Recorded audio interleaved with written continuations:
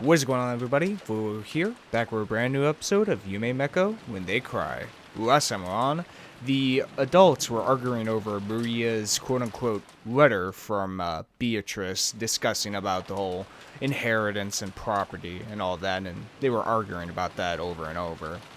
Meanwhile, while Bador and Kirei were discussing whatever topics, Rudolph came to them with a very creepy message of how he suspects that he might die that same night. Kirei decides to go ahead with him in order to see what's up, while the cousins go back to the guest house. Meanwhile, we see Natsuhi get out of the meeting as she has, once again, her usual headaches, but her husband, Kraus, comes to her and shows her something. He shows her a genuine gold bar that's 99% that has the seal of the one-winged eagle, which could prove that the richest gold does indeed exist and that Kraus knows about it. Or at least he knows that it exists, but he hasn't found the rest of it yet. After that night, the next morning, a bunch of people have gone missing, including Goda, Rudolph, Kirei, and Rosa. And that's pretty much it. A lot of stuff is happening, and I think we're getting the ball rolling now, since, chapter's name is The Sacrifices Chosen by the Key, so let's just get right into it.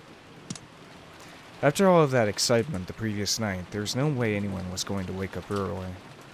George, Aniki, Jessica, and I were snoring loudly on the beds in the cousin's room. Oh, also, we had a very cute moment between George and Shannon, and they have a little relationship. They're very cute, and hopefully it won't end in a bad way at all. Totally not. Ryakushi wouldn't destroy my heart like that. No. But Maria, who had gone straight to bed without joining in, was completely awake. As she rubbed her sleepy eyes and looked around, she was met with the loud snoring of the other three cousins. For a while, Maria had to think about what had happened. After that, she realized that her mother wasn't with her, and she quickly got lonely. Maria left the cousins' room, trying to head to the room that had been arranged for her and her mother. Paying no heed to the three who were sleeping soundly, she slammed the door shut. In response, Bador mumbled and rolled over in his sleep, but it wasn't enough to wake him up.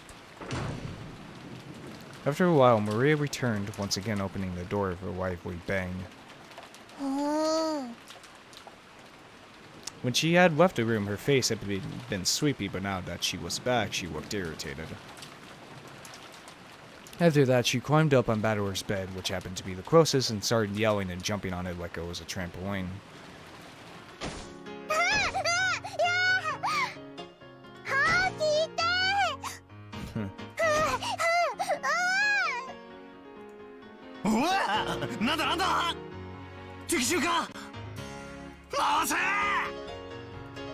After making sure I was awake, Maria moved over to George Aniki's bed and started jumping on that too. In that manner, the three of us were all greeted with an extremely pleasant awakening.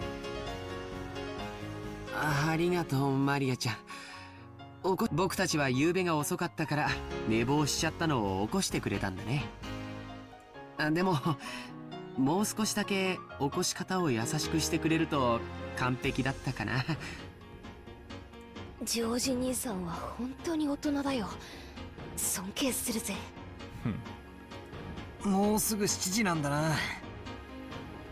ま、確かにもう起きてもいい頃だぜ。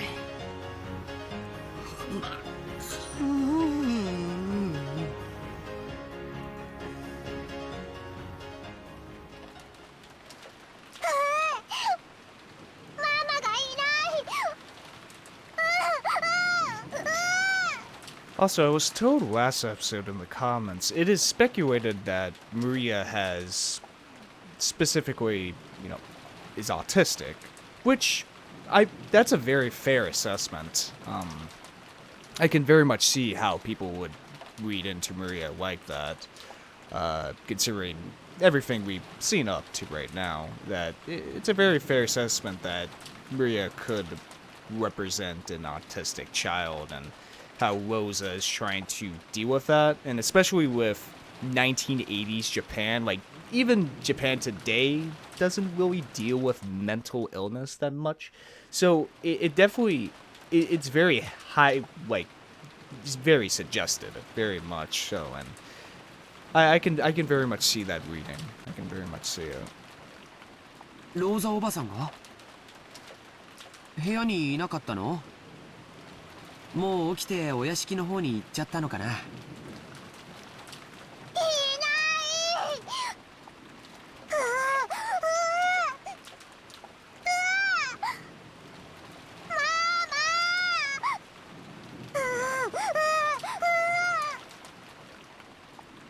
Maria kept groaning ooh ooh and looking unhappy. She didn't exactly seem lonely because her mother wasn't around. It was more like she was irritated and thrown off balance because her mother wasn't where she expected. If we could just tell her where her mother was, that one would probably calm her down. Well, unfortunately... But unfortunately, we had no way of knowing where Aunt Rosa was, except that she wasn't here. どうせ朝食に行くことになるんだし、屋敷の方に行こうぜ。そうだな。マリア、一緒に屋敷へ行こうぜ。きっとローザおばさんもそこさ。おお、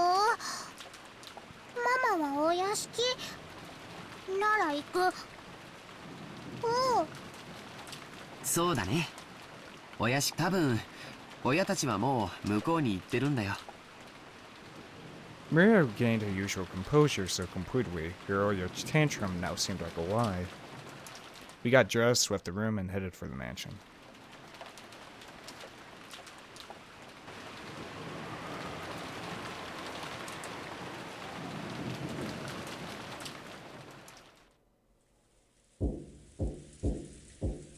Once more, there was a knocking sound on the sturdy door, but there was no answer. He seemed to be sleeping still, and I could not wake him. She went back downstairs and said to me that Ava would probably be amused and triumphant. And even putting Ava aside, it was problematic that Kinzo had stayed shut away during this entire once-a-year conference, not even coming down to greet anyone. Even the family head, no, especially the family head, couldn't fail to make an appearance. I wonder if I can convince him myself. Natsuhi,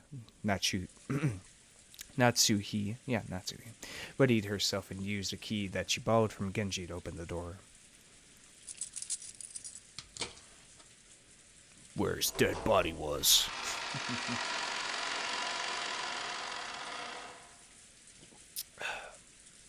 Even though she was prepared for the sweet stench which seemed to eat into one's brain as it poured out the small crack in the door, she couldn't help but grimace. Thinking that he might still be sleeping, Natsuhi entered the room quietly.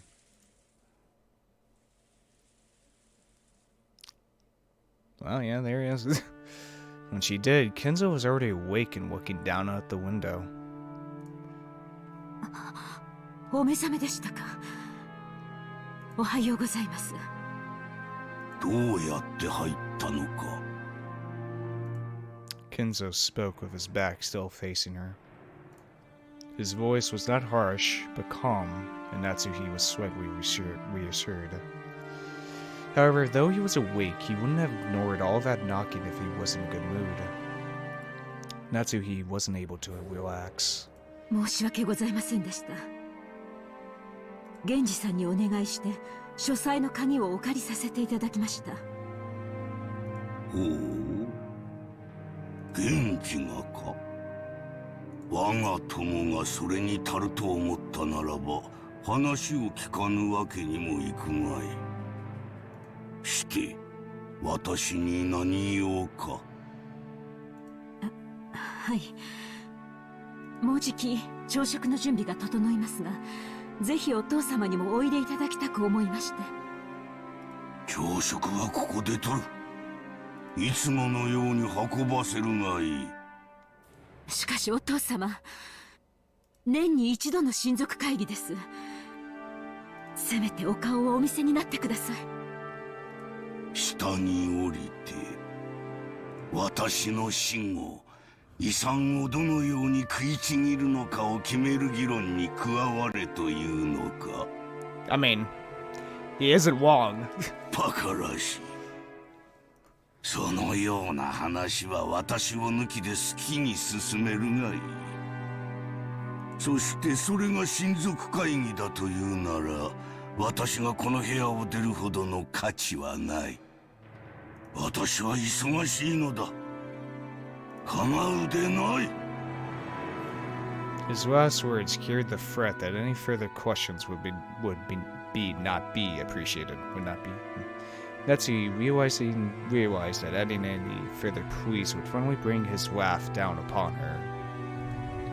She didn't look forward to facing Ava's sarcasm, but there was nothing more Natsuhi could do. そうですか。わかりました。みんな残念がるでしょうが、そう伝えます。Natsuhi decided to give up.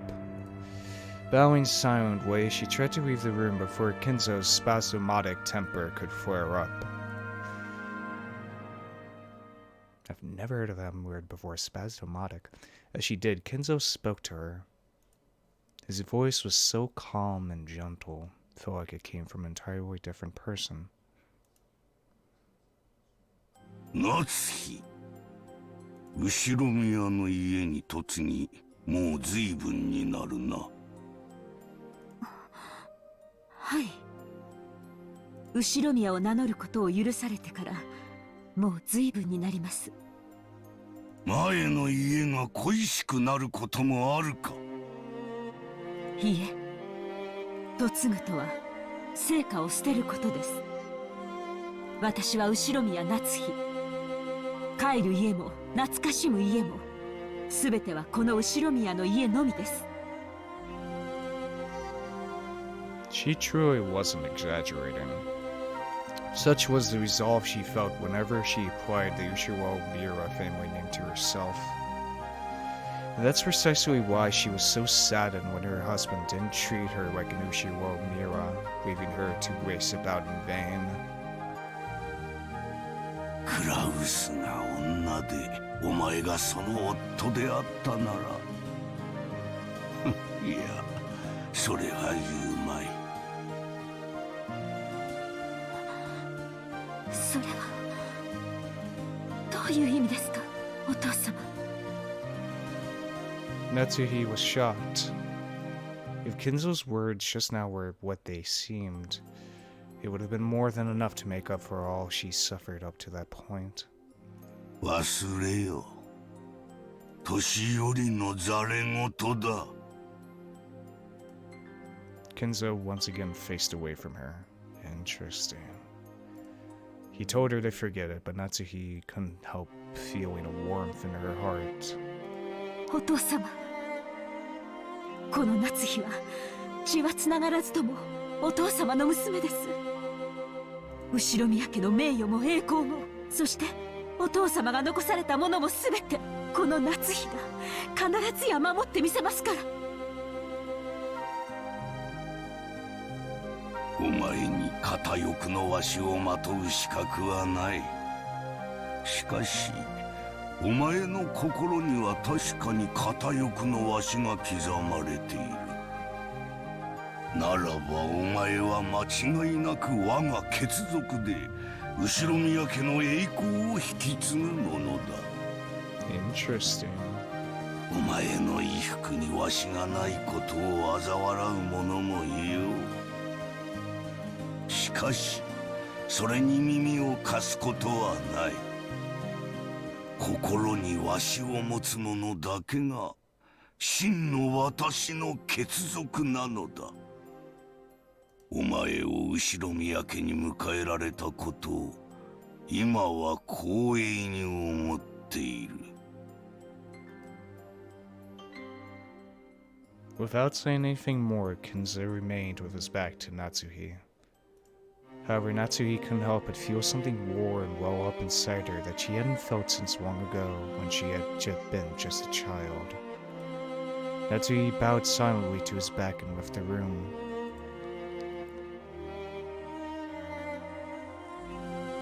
あら、ちょうどいいタイミングだったわね。お父様の様子はどう？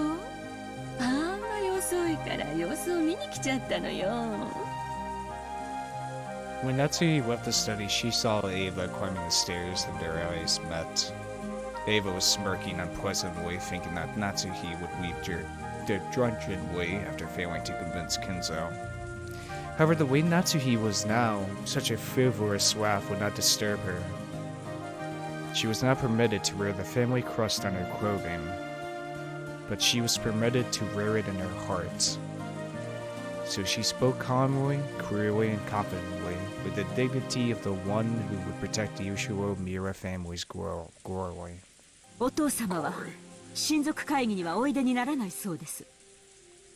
汚らわしい議題に関心はないと仰せです。とかなんとか言っちゃって。お父様を説得できなかったんなら素直にそう言えばいいじゃない。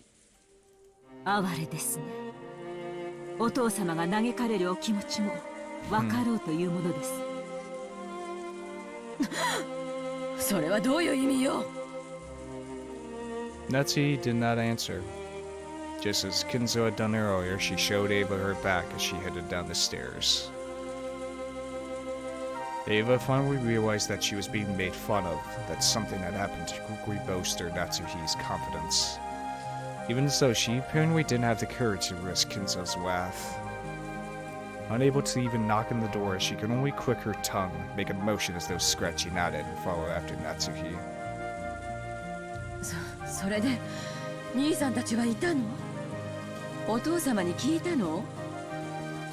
聞きそびれましたが、書斎の中にはいませんでした。お父様が夫たちの下船な話のために入室を許すこともありえませんから、行き先を知ることもないでしょう。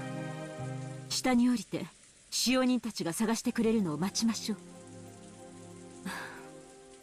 朝食は遅れますが、お茶でもいかがです、エヴァさん。別に結構よ。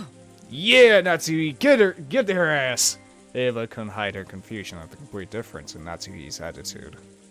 She was acting so boldly, and while Ava hated to admit it, she even had a sense of dignity about her.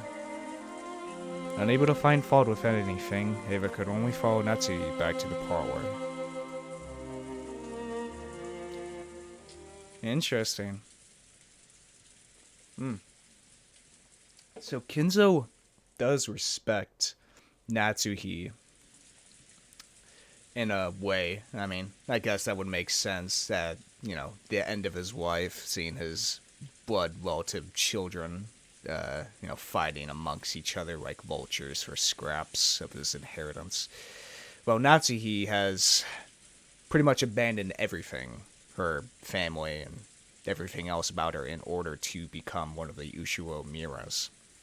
To truly uphold the honor of it, she really doesn't. She cares about her husband's honor, but she doesn't care about the inheritance. She just cares about that the family is still able to be upheld with its honor and dignity.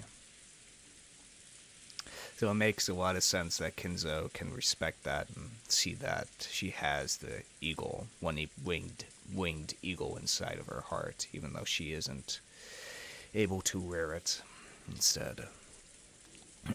When the two of them returned to the parlor, Hideyoshi had been joined by the 4 children Nanjo.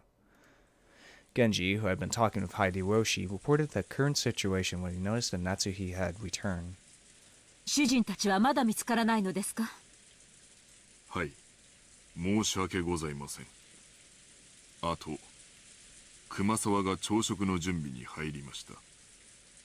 もう少し時間をいただきたいとのことです。Okay, so the current people that are missing is Goda, yeah, Rudolph, Kirei, Kraus. That's it, yeah, only 4 people. And the sacrifice, I think, is 6? Yeah, it's 6. The clock read a little past 8. 8 should have been the time to start breakfast. Normally, going over that time limit would be a disgrace to the host. 今、カノンが表を探しています。それから、シャノンの姿も見えません。We got 5. シャノンまで。まったく、主人は何を従えて散歩に出かけたのですか。Just how many people had gone missing by now? Now that the number was this large, it was starting to feel truly unpleasant, as though the people here were the only ones being left out of something interesting. At least that seemed to reflect the feelings of the children, and Maria in particular. She was indignant, her stomach rumbling, almost as though her mother and the others had left her alone to go off and eat something delicious without her. The other children were flipping through the channels on the television, trying to find a program that might interest Maria and cheer her up again. Nanja was sitting on the sofa, gazing blissfully at the children while reading a book. It must have been a book about chess. Also, the only person from last night we don't know the whereabouts about was Nanjo, which I feel like is something we need to keep in mind. The sound of footsteps came rushing towards them with a pitter-patter. There was only one set, so they realized before seeing who it belonged to that it was probably Canon, not Qualis in the West. 奥様、失礼します。その様子では見つけられなかったようですね。申し訳ございません。まだ。もう十分です。ご苦労をかけました。She didn't know where they were, but they had to be somewhere on this island. They hadn't had a thing to eat since the previous night, so their stomachs must be growling about now. They probably come plodding back of their own accord before long.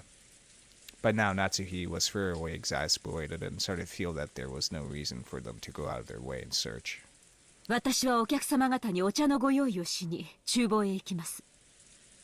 二人とも早朝からご苦労様でした。Natsuhi left the parlor, acting as though the released intention had caused a new surge in her headache. Kanon tried to call to her back, but Natsuhi left swiftly. どうした？まだ何かあるのか？はい。旦那様方のお姿を見つけることはできませんでしたが、その。Kanon sounded evasive. It looked as though he didn't know where they were, but had spotted something that might be connected to their disappearance. Ava and Hideyoshi noticed this exchange of words and came over. They'd probably pick up on something strange in Kanon's behavior. どうしたんや、カノン君。クラウス兄さんたちは見つかったんか？実はバラ庭園の倉庫の様子がおかしいのです。様子がおかしいというのはどういう意味だ？それがその何と説明すればいいのか。That damn grandfather clock again. Kanon hesitated once more. His tone wasn't at all what you expect from this usually fearless boy. Seeing this, Ava and Hideyoshi looked at each other dubiously. どういうこと？倉庫の中に兄さんたちがいたんじゃないの？いえ、中はこれから調べます。その鍵を取りに戻ったところなのですが、その。ようわからんが、とにかく中を調べればいいだけの話じゃないか。その倉庫の鍵はどこにあるんや？使用人室にあります。すぐに中を確かめましょう。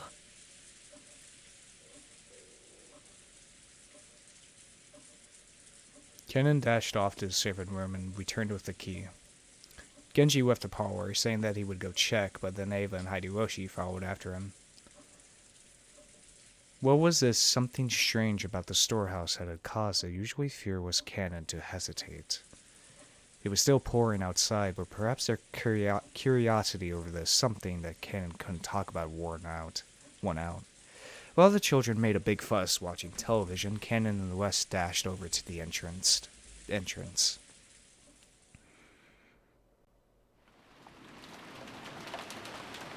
The Rose Garden storehouse was a place that housed various tools used to manage the garden. It was definitely not a pretty building. Because of its appearance, it had been built so that it was hidden in the corner of the Rose Garden. Kanon, Genji, Ava, and Hideyoshi came cutting across the Rose Garden holding umbrellas. They entered a small patch just off the rose garden, which was normally off limits for those appreciating the garden, only used by those maintaining it. As they dashed down that, the storehouse came into view in front of them.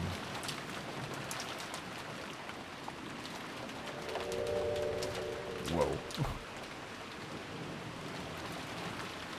It was quite an old shed, and compared to the flawlessly perfect beauty of the rose garden, it was pretty seedy looking. Yeah, no, shed. It was easy to understand why it had been built in a hard-to-see place. Eva and Hideyoshi arrived at the storehouse long after Ken and Genji. カノン君たちは早いな。わしは心臓が爆発しそうや。こんなところに倉庫なんか建ててたのね。何よそれ。 Oh boy. When Ava looked at where Cannon was pointing, she was at a loss for words. Noticing this, Hideyoshi also followed Cannon's finger and was likewise too shocked to speak. The entrance to the storehouse was a kind of shutter, and there, everyone suddenly realized why Cannon had been unable to find words to describe what they now saw. On the shutter, which was completely filthy from being exposed to wind and rain for so long, stuck right on it. Oh shit! Oh fuck! We're getting into Silent Hill shit. Actually, oh shit! Oh, that's not good. That's not good at all. There was something that looked like a strange dark red liquid, mucus, or maybe it was some sticky paint. An indescribably eerie shape was drawn on the shutter of some kind of ghastly substance. The rain had caused it to drip down like fresh blood leaking from an open wound. No more beating around the bush. Some kind of mark was drawn there, with a ghastly substance that looked like blood, and a shape that seemed to suggest something ominous. 2 circles were drawn there. Inside them was a design that looked like a cross. The 4 ends of the cross were widely exaggerated and looked like some kind of crest from somewhere around Europe. Yeah, the Knights Templar, specifically. And the cracks between these shapes, when closely packed together, were some unfamiliar characters or possibly symbols. なんちゅう悪趣味な落書きや。これ、あれか？悪魔の儀式とかの魔法陣いうやつとちゃうか？ It wasn't surprising that Hideyoshi would say that about such a ghastly shape drawn with a deep red dripping substance. これいつ書かれたの？昨日雨が降り出す前にここに来ましたが、その時には何も書かれてませんでした。 Pair that with the bloody handprint on Natsuhi's door, and well, I think we're starting to develop a bit of a scene of what happened last night. 他の方々の目に触れる前に Or 何とかしよ at least an idea of what could have happened. う。ご覧になられたらご不快になられるだろう。そうね。ただの倉庫小屋とはいえ、こんな気持ち悪い落書きを1秒たりとも放置したくないわ。倉庫の中に塗料もあります。応急処置でとりあえず塗り消して後日天気のいい日に改めて塗装しましょう。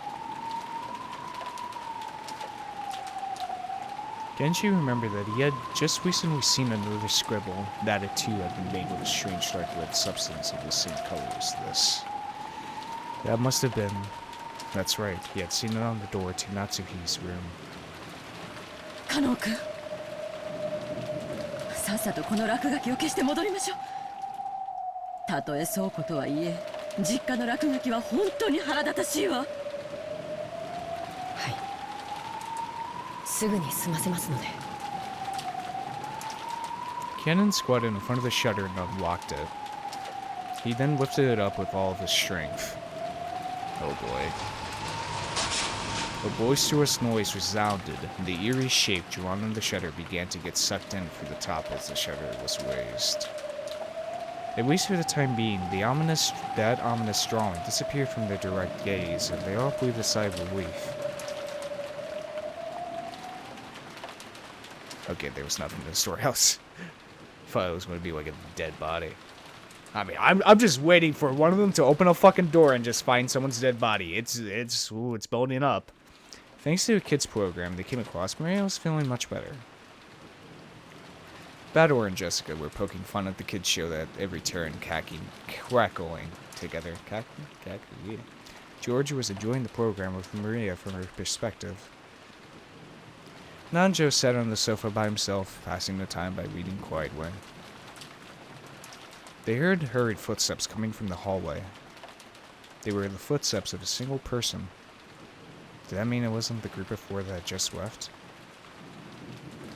It was Genji. It was very rare for Genji, who considered being out of breath a violation of servant's virtues, to be gasping for air. He had probably come dashing back from outside the mansion. His shoulders were soaking wet and didn't have his usual trim appearance. When Genji noticed Nanjo looking at him, he gave a small, silent bow and quickly approached him. Oh boy. Nanjo-sensei, 申し訳ございません。 Was I right in saying there was a body? 至急お越しください。何事ですかな? As Genji whispered something to Nanjo's ear, Nanjo went pale. Oh yeah. He rose from the sofa, trying not to be noticed by the children who were still engrossed by the TV. The two of them rapidly left the parlor, muffling their footsteps. Just as they were about to exit the parlor, they came across Natsuhi, who was pushing a serving cart loaded with a tea set. Genji whispered something into Natsuhi's ear, and Natsuhi went pale too in apparent shock. Then, leaving the serving cart where it was, the three of them dashed towards the entrance. Shit. We know it's a body now. But the question is, who is it? Because we got about 5 people. George noticed them running down the rose garden through the window. なんだろう。源氏さんと南條先生とあれは夏日おばさんかな。どうしたんだよ、兄貴。何かあったのかな。ひどい慌てようだったね。When Jessica and Maria saw that Ava, Hideyoshi, and Nanjo were no longer in their seats and that the serving cart had been abandoned in the entrance to the parlor, they also realized that something was the matter. 何か事故でもあったとか？行ってみようぜ。俺たちだけのけ者なんて面白くねえしな。For some reason, what Bador said sounded extremely indiscreet, but they couldn't deny that they were a little insecure and concerned after seeing the adults run off into their room without regards to their appearance. 行ってみようぜ。何があったか気になるぜ。Jessica's uneasy words spoke for all of them. おい、マリア。お前も来るか。それとも、テレビを見てるか。おう。マリアはテレビがいい。おう。僕たちだけで行こう。マリアちゃん、すぐ戻るからね。テレビを見て待ってるんだよ。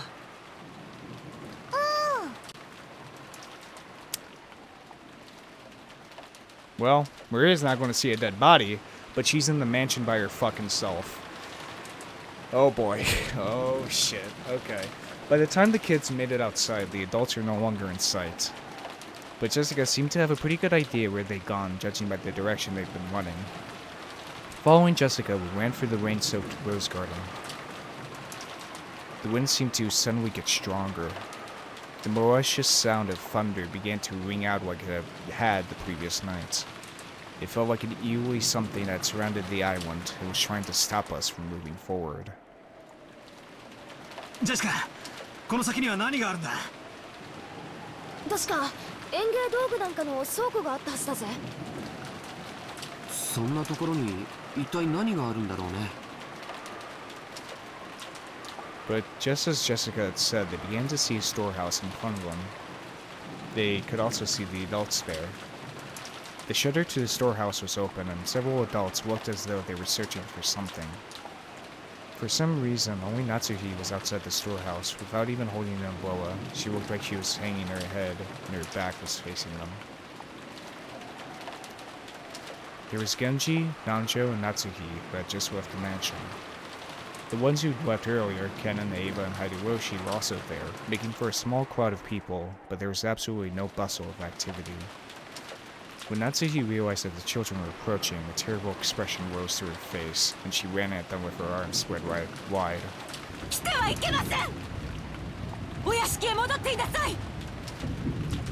However, no, because of that, the kids saw the scene Natsuhi was trying to keep them away from.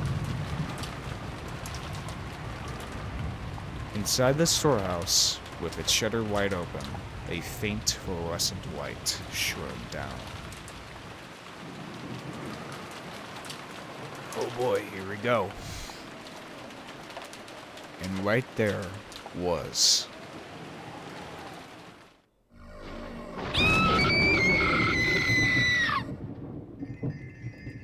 Jessica's piercing shriek rang out. But that was just because Jessica's scream was the loudest. The same thing spilled out of Badwer and George's mouths as well. Oh shit, this music. Eva spread her arms just like Natsuhi, boring at the kids with a bone-chilling expression on her face. Georgie!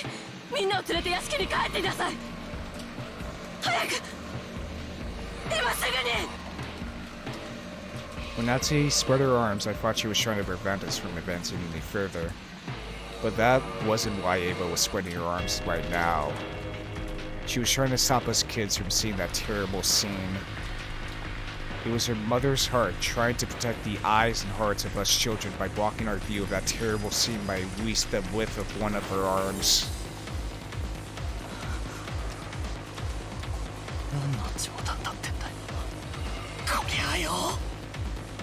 Who is it? I'd seen this kind of cheap scene all too often. In manga, TV, anime, and movies, I'd seen it over and over again.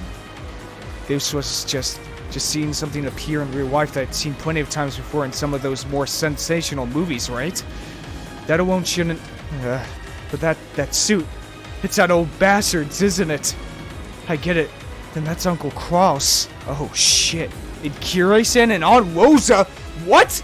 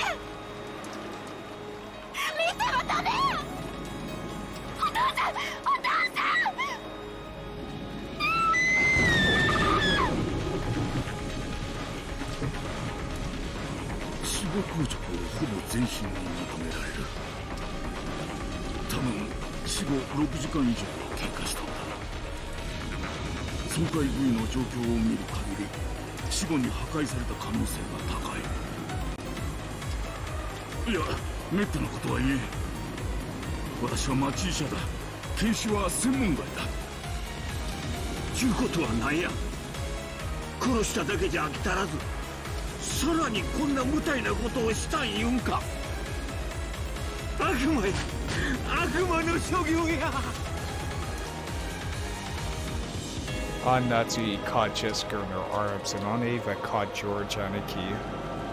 So I was the only one who could approach the entrance to the storehouse. If only there had been someone there to catch me too. I wouldn't have needed to have this horrible, evil scene burned into my eyes. No, that's not it. It isn't that there's no one here to catch me. The people who should catch me, they're right there, aren't they? Just as Jessica said, it did look like a storehouse for gardening tools. A lawnmower with extra blades, a grass sickle and a hammer, some carpentry tools such as saw, piled up potted plants and bags of fertilizer, and treated just the same, the corpses of several people had been laid to rest there. Oh my god, no, had been tossed in there. I could tell them by their clothes. That old bastard and Kirei-san, Uncle Kraus and Aunt Rosa, beyond that Goda-san and are there still more of them? How many people died?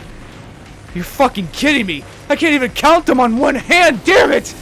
I didn't know whether it had been one of those gardening tools which, if used for something other than their intended purpose, could definitely be wielded with a naked brutality, Or whether some horrible tool had been brought in here specifically for this.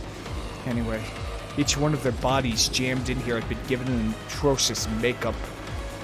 It wasn't makeup, it was more like their faces had been plowed. Ugh. Their faces were smashed, forced into expressions that normal people couldn't even make, even after death. Expressions? I couldn't tell where the eyes or the noses were, but I could find their mouths because they were gaping wide, their gums exposed. But their front teeth were missing, and even the cheeks that should have covered all of this were all torn up and laid bare. Oh god. That trendy makeup you always spend so much time on, even though you're a man, isn't doing a thing now.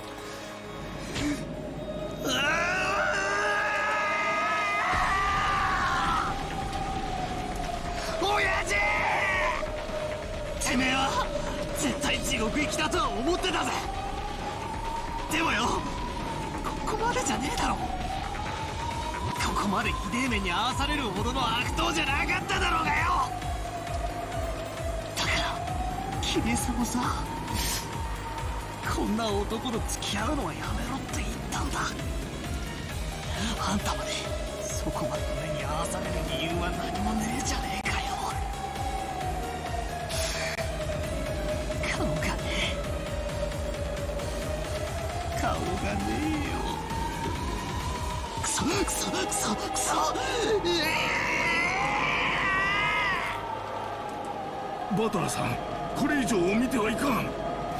こんな姿をお父さんもお母さんもあんたに見せたいわけがない。 Dude, I was expecting them to, like, go one by one, not all of them at the same time. And I have to say, this fucking music, I love it. It's just, it is so just, out of every other music song we've heard, it's so out there, so... お父さんとお母さんのためにもこれ以上見てはいかん。死者ってのは安らかに眠る顔ってやつを拝ませてくれるんじゃねえのかよ。顔がねえんだよ。俺の親父とキリエさんの顔がねえんだよ。どういう顔して死んじまったのかそれすらもわかんねえんだよ。なんだよ俺は。親父たちのことを思い出すときはこのくちゃくちゃの化け物みてえな顔をいつも思い出せたのかよ。そいつは最高だぜ。クソ親父のニヤニヤとした顔を思い出さなくていいんだからよ。最高だぜ最高だぜ。でもよ、キリエさんの悪党じゃねえ。たまにはムカつくと思ったけどよ、ちょいとかっこいい俺の姉気分だったお人じゃねえかよ。こりゃねえよ、こんなのってねえよ。クロスおじさんなんかまだマシじゃねえか。ごめんじゃなくて側面だぜ。少なくとも顔半分は残ってるじゃねえかよ。まだマシだぜまだマシだぜ。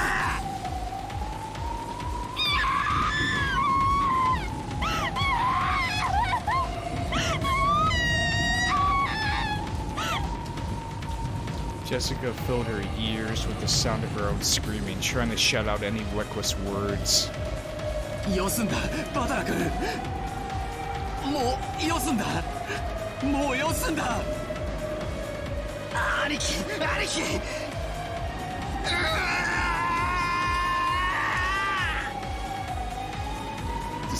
Disregarded age and appearance, I fell to my knees, clinging to Aniki's waist and sobbing. It was as if I was crying on behalf of everyone there. Representing the feelings of everyone there, I screamed over and over.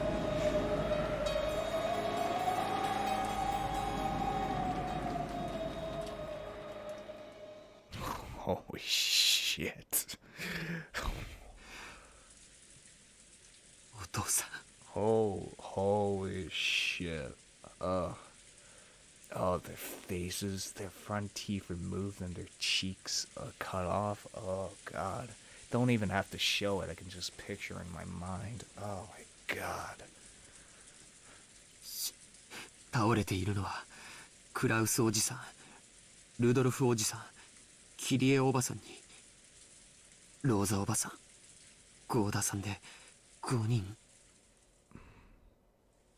いや、6人や。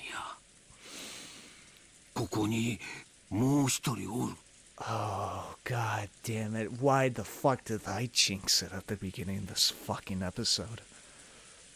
The body Hideyoshi was looking down on now happened to be hidden among the shadows in that mountain range of objects, in a blind spot to George, who stood by the entrance.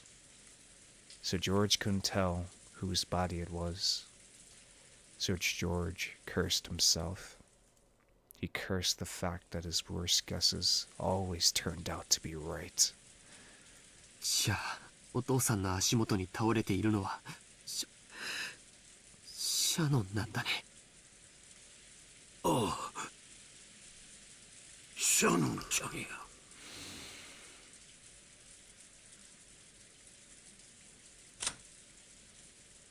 Wait.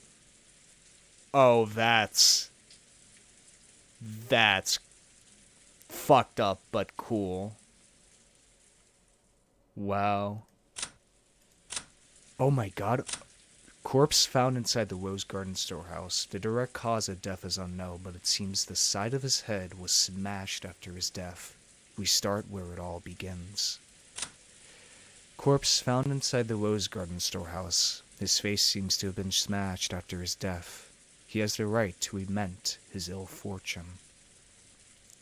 Corpse found inside the Rose Garden storehouse. Her face seems to have been smashed after her death. She was chosen by the demon's roulette. That's all there is to it. Her face seems to have been smashed after her death. I'll be seeing her again, so I'm not lonely. It seems the side of her head was smashed after her death. Don't worry, everyone will be revived in the Golden Land. His face seems to have been smashed after his death. How unfortunate. Apparently he was actually supposed to be on duty in the guest house. Interesting. Okay. Side of his head was smashed. So only Klaus and Shannon, only their sides of their heads was smashed. But what I'm very curious about is this last line right here. We start where it all begins, probably referring to the first son. He has the right to lament his ill fortune. Maybe he came up on the roulette. Kirei is very obvious. I'll be seeing her again, so I'm not lonely. Don't worry, everyone will be revived in the Golden Land. Wow. Holy shit. Oh my god. Once again, Ryukyushio 7 subverts my expectations. I thought it was going to be like one by one we find their bodies, but no, it's all of them. Just tossed into the fucking storehouse. So only Klaus and Shannon's, only their sides of their heads have been smashed in, while the rest have just their entire face smashed in. Actually, oh my god, that's actually really cool. You can see it on the portrait. That's great attention to detail. That's actually very cool. Still disturbing as fuck, but, you know, very cool detail. Like, a lot of work has been put into this, which is very awesome to see. So, okay. Why would it only be Klaus and Shannon? Only their head, half of their heads smashed in.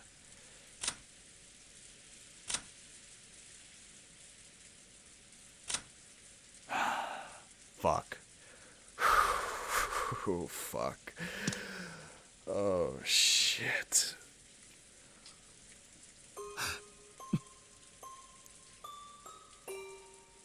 George fell completely silent. He shook slightly, his lower lip trembling. Normally he would have wanted to run to his beloved's body, screaming and crying. However, before rashly rushing forward, he worked to keep his composure and asked his father. シャノンもクラウスおじさんたちと同じなのかな。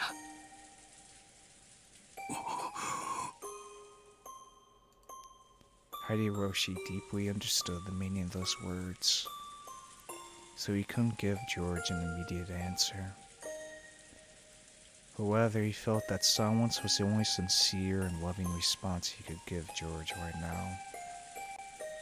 When George asked if Shannon was the same, he meant to ask whether her corpse was in the same condition as the others or not.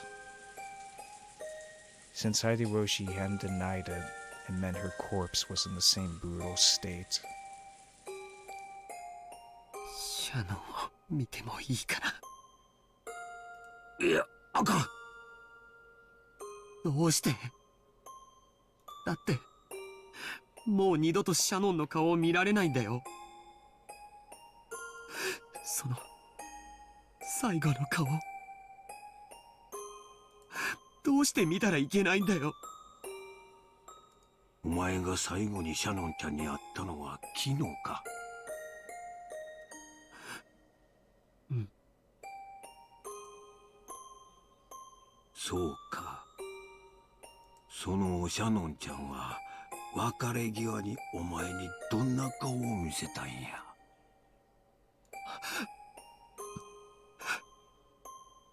素敵な笑顔だったよ。After he handed her the ring, she hesitated, even though she must have already made up her mind. Then she looked bashful and ran away because she was embarrassed to let him see her face looking like that. That's the expression that was revived in George's mind. そうか。ならシャノンちゃんもその笑顔をお前に残したいと願うはずや。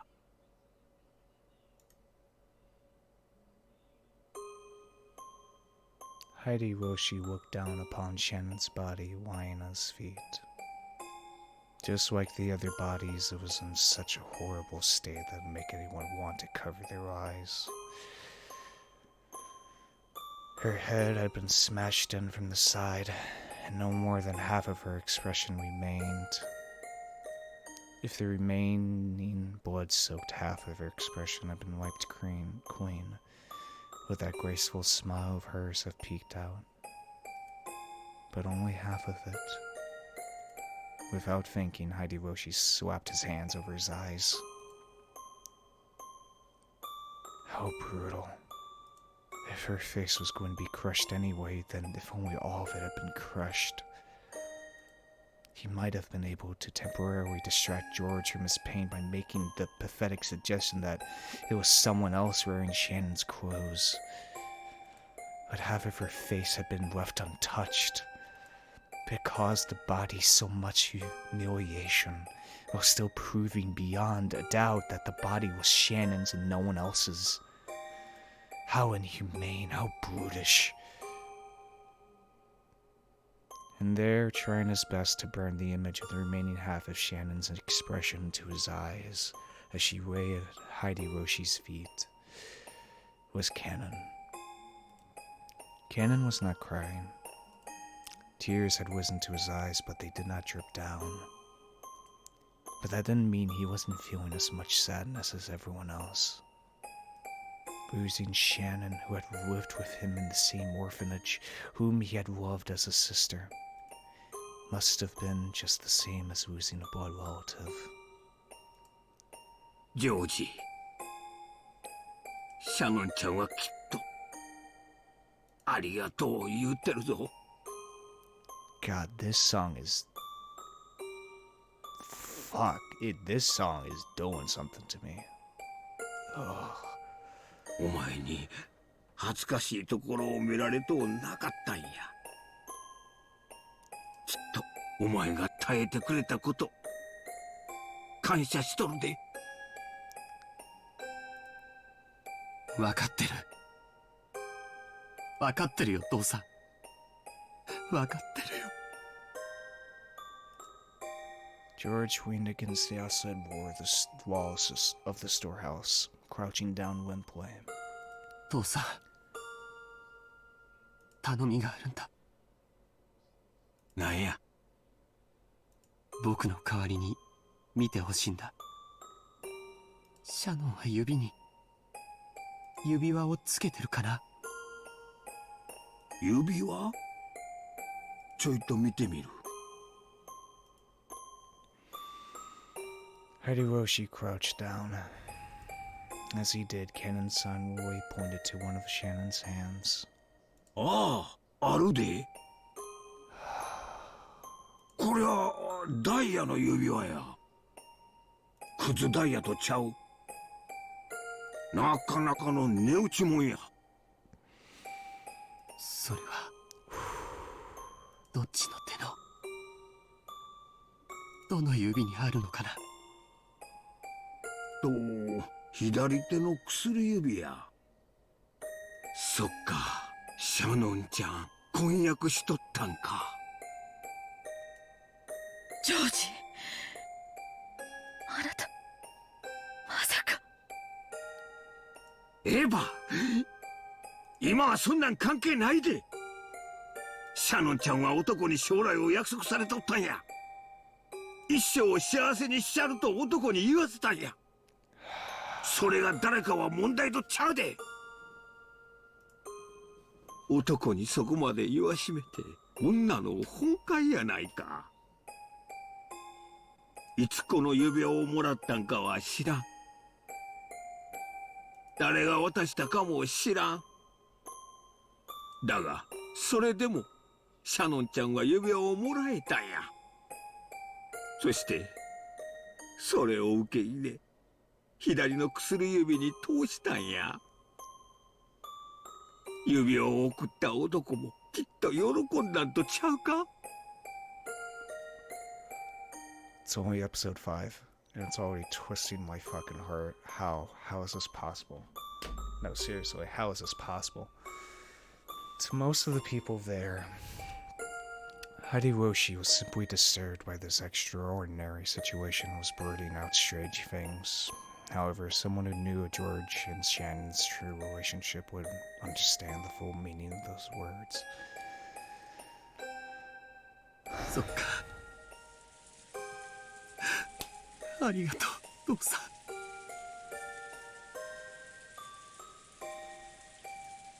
George stood up. The traces of tears still streaked his face, but his expression had returned to its usual calm one. 行こう。バトラ君、ジェシカちゃん。これ以上僕たちがここにいると大人の邪魔になる。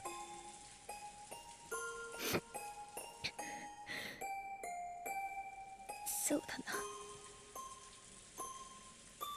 Jessica snuffled once, showing her face to her mother, who had been holding her the whole time, so to let her know that she was okay now. When she faced George again, she once again had on her usual expression. Although she still couldn't smile. バトラー、しっかり。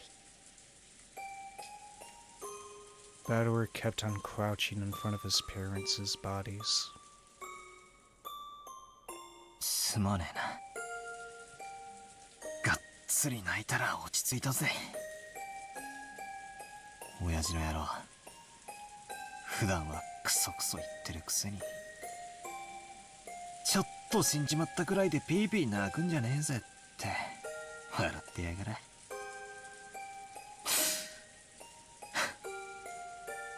仕方ねえだろ。親が死んだら泣くように遺伝子すり込まれちまってったからよ。Battler's face was still bright red from the tears. But he had at least recovered enough to fake a smile, if only a bitter one. カノン、お前もこれ以上ここにいてはいけません。子供たちを連れてお屋敷に戻っていなさい。Natsuhi had been standing under the rain this whole time, unable to take a step into the storehouse. Maybe she had her own way of grieving, different from Bador's. Realizing that she had to take on the role of responsibility now that her husband was dead, she gave Cannon those orders. はい。奥様。Cannon rose solemnly and turned to face me. His face was pure white, almost as though his own heart had died along with Shannon. And there was no life in his expression. On an ordinary day, if he had been told to guide the children through the beautiful rose garden, Cannon might have led the way. But now there is no distinction between Cannon and the children. They were now just kids of about the same age, suffering the pain of losing those close to them. After making sure that the children were leaving, Natsuhi started giving orders to Genji. ケンジ、すぐに警察に連絡しなさい。台風が通り過ぎるまでは来られないでしょうが、どうすればいいか指示を与えてくれるはずです。わかりました。防災用の無線機がありますので、それで連絡します。When she heard that, Natsuhi remembered. That's right, the phones were out today, weren't they? However, they also had a radio, since they couldn't necessarily rely on phones all the time while living on an isolated island. At any rate, they should start by contacting the police and receiving their instructions. Everything else could wait. ナチョ先生、もうこの場はどうしようもありませんか。残念ながら私には何もできませんな。わかりました。源氏、せめて主人たちの顔を何かで覆ってやることはできませんか。このような姿を晒すことは当人にとっても屈辱的でしょうから。はい。Genji picked up several dried-up towels from inside the storehouse. When Ava stopped him with a shrill voice. ちょっとちょっと、お待ちなさいよ。ここは犯行現場なんでしょ。なら変に手を加えちゃダメよ。私たちは混乱してて現場に土足で踏み入っちゃったけど、それはきっと警察の捜査の邪魔になったわよ。Natsuhi glared at Ava, offended. Objectively speaking, Ava was right. Even so, she glared at Ava as though accusing her of refusing to do those tragic corpses which had been humiliated even after death. The simple kindness of covering their faces. However, Ava had spoken both calmly and correctly. This horrible situation definitely wasn't an accident. It was a crime. Someone had killed them. It was a murder case. So, they needed to be careful to avoid disturbing the site any further. 私もエヴァさんに賛成ですな。警察が来るまでここは手つかずにしておくべきです。奥様、いかがなさいますか。そうですね。わかりました。ここを閉ざしなさい。それから念のためここに別の施錠をするように。別の施錠？ええ。ここに来た時シャッターの鍵は閉じていました。ということはシャッターの鍵を使い犯人が施錠したということです。確かに道理や。じゃあここを開けた限り犯人の指紋が残ってるんとちゃうんか。 I have to say, I think the most disturbing thing about this whole thing, to me at least, is the fact their faces are smashed in. I don't know why, but it's such a just horrible thing to smash someone's face in, to pretty much rob them of their identity, really, of smashing their face in. But why leave Klaus and Shannon's? Why only destroy half of their face? Different eyes too. Different. I think it was Klaus had his right face still, unsmashed, while Shannon had her left. Why those two specifically? What the hell is the point of it? And it can't just be one person. Who the hell? How can one person murder 6 people? 6 people. You know? 警察に証拠として提出する価値はあるでしょうけど、カノン君が普通に持ってここを開けるのに使用しちゃったわ。多分カノン君の指紋も付着しちゃってるわよ。そしてその鍵はさっき源氏さんに手渡され、源氏さんも素手で受け取ってる。大した証拠にはなりそうにないわね。それは不用心でした。申し訳ございません。源氏さん、この倉庫の鍵は他にもあるんか？いいえ、この一つだけです。ということは、犯人はその鍵を使用人室から持ち出し、そして律儀に元の場所に戻したちゅうことになるな。Hiroshi's fear is impossible. Was actually very strange if you thought about it. Why would they go to all the trouble returning the key they stole? No, if you think about it even more deeply, there are some points that are even more bizarre. When a criminal hides a body, they're usually trying to delay the point at which she'll be found, so they can use that time to escape. The 6 weren't necessarily killed here, but it was reasonable to assume that they were killed somewhere in this island, carried to the storehouse, and hidden to delay the discovery of the crime. And yet, the eerie magic circle scribbled on the storehouse shutter, it's almost like they wanted them to find the bodies, had eloquently indicated the location of the hidden corpses. Sure, it didn't explicitly mention the corpses, but 6 people had gone missing. In that situation, someone had made such an obvious piece of graffiti and even returned the key to the shutter. Almost as though they wanted the corpses here to be discovered. Anyway, we can't put all of our fate in a lock that the culprit has opened once before. Could be a lockpick or something. とにかく一度は犯人が開け閉めをした施錠だけでは信用できません。I mean, it's not impossible. They lockpick it, and they just never took the key from the first place. In the first place, at least. 犯人の手からもこの場所を保護する意味で施錠を新たにしたいと言っているのです。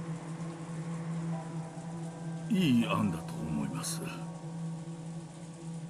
私も賛成です。Genji fished around inside the storehouse and sealed a brand new padlock that had been inside a small box. I'm just so baffled. It's all 6 of them. That fact is so, it just goes against every convention of a murder mystery of, it's always one body at first, then, if they want to be, the author wants to be, or writer wants to be daring, it'll be like more bodies start to appear around. But no, it's all 6 at the same time. It's just, it's so, I've never seen it before. I've never seen a murder mystery like this of all 6 bodies appearing at the same time. 鍵はどうなさいますか？私が持ちましょう。責任を持って警察に手渡します。Natsuhi took the key to the padlock from Genji's hand. After that, they all exited and lowered the shutter. And so the corpses were once again sealed behind that shutter, which was still covered with that creepy magic circle. Genji crouched down in front of the shutter to fasten the new padlock. Shutters often have a place in front where you can attach your own lock in addition to the main lock of the shutter. This was one of those types. In the midst of the wharf under the pouring rain, the storehouse stood there ominously. Can you lockpick a shutter? Maybe. Well, I mean, it's a lock, so if there's a lock, you can definitely pick it. With its closed shutter still covered in a blood-like, creepy substance, it swallowed up the bodies of the 6. To Natsuhi, putting the new lock on wasn't mainly to preserve the scene for the police. She might have felt like she wanted to shut that mouth for all eternity, to prevent that eerie beast from swallowing up any more victims. さあ、行きましょう、皆さん。南條先生、ご足労をありがとうございました。現時は急いで警察に連絡を。戻りましたらすぐに連絡します。The adults left the storehouse. The ghastly magic circle drawn on the shutter kept the 6 bodies in its float, moving eerily as the lightning occasionally lit it up.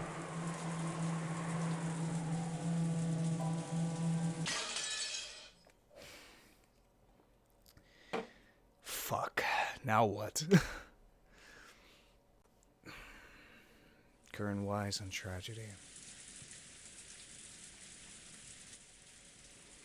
All that could be heard was the sound of the rain, the voices from the kids' TV program I was watching, and the engrossed Maria's cackling voice. At least she's still here, that's good. In other words, what greeted them as they returned dumbfounded from that horrible, bizarre scene was the voice of Maria as she rolled around laughing at the TV. Those who returned to the room didn't know how to explain to Maria that her mother was dead and were trapped by a suffocating silence. At first, Maria returned their stares with a dubious look. But when she realized they weren't trying to blame her for anything, she ignored them and again immersed herself in the TV program. The children wordlessly sat down heavily on the sofa. Their minds were probably blank from their state of shock.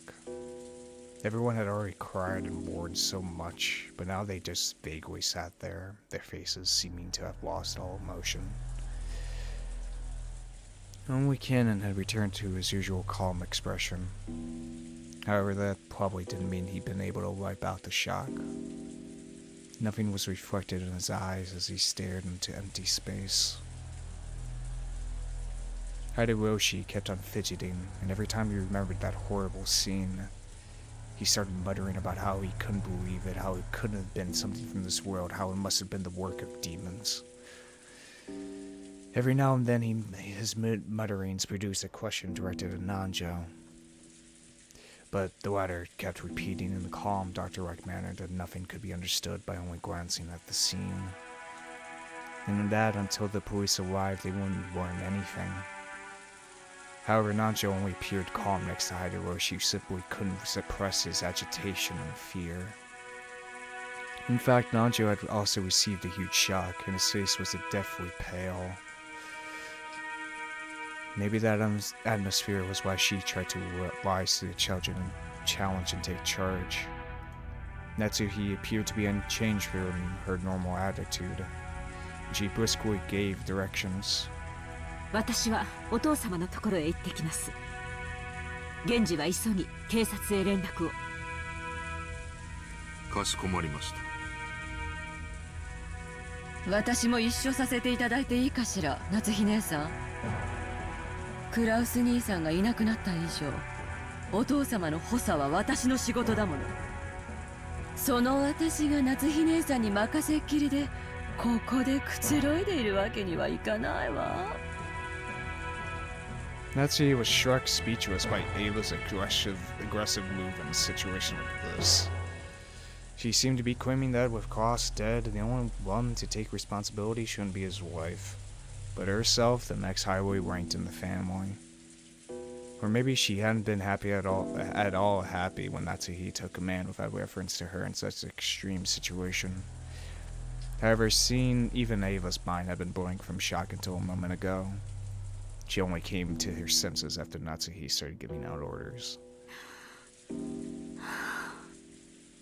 お好きになさるといいでしょう。 Natsuhi started walking without saying a word more. Ava followed behind her. As they did, Kumasawa went into the parlor. She usually wasn't the kind of person to run around, so under normal conditions, most people would have taken her entrance as a sign that something was the matter. But because everyone was still stricken with shock, they hardly even noticed her. 奥様夏日姉さんならお父さんのところへ行ったで。すぐ戻ってくるやろ。どないしたんや、熊沢さん。それが食堂に血が In the dining hall, blood, what? Everyone thought the same thing. I hoped I misheard that. Any container could only hold so much, and no one here would be capable of handling yet another tragedy. So they all fought it. I hope I misheard that. なんやて？食堂？朝食の準備に食堂に配膳に行ったら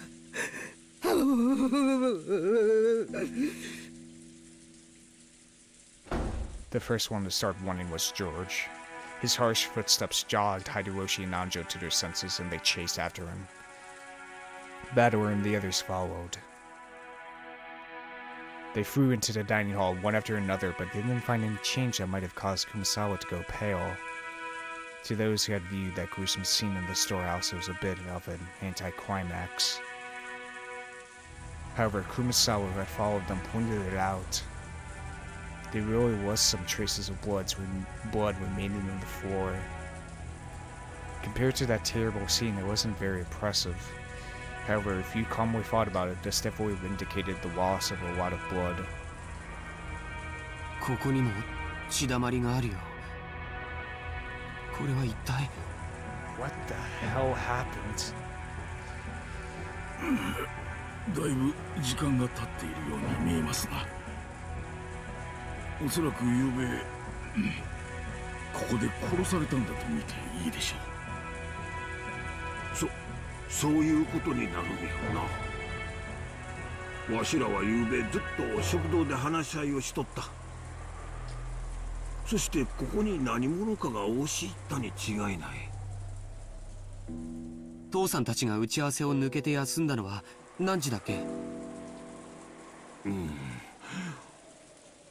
昨夜の24時を少し過ぎたくらいの頃や。だからその後にと考えるんが妥当やろな。 Past midnight, huh? マジかよ。勘弁してくれよ。お嬢様、しっかり。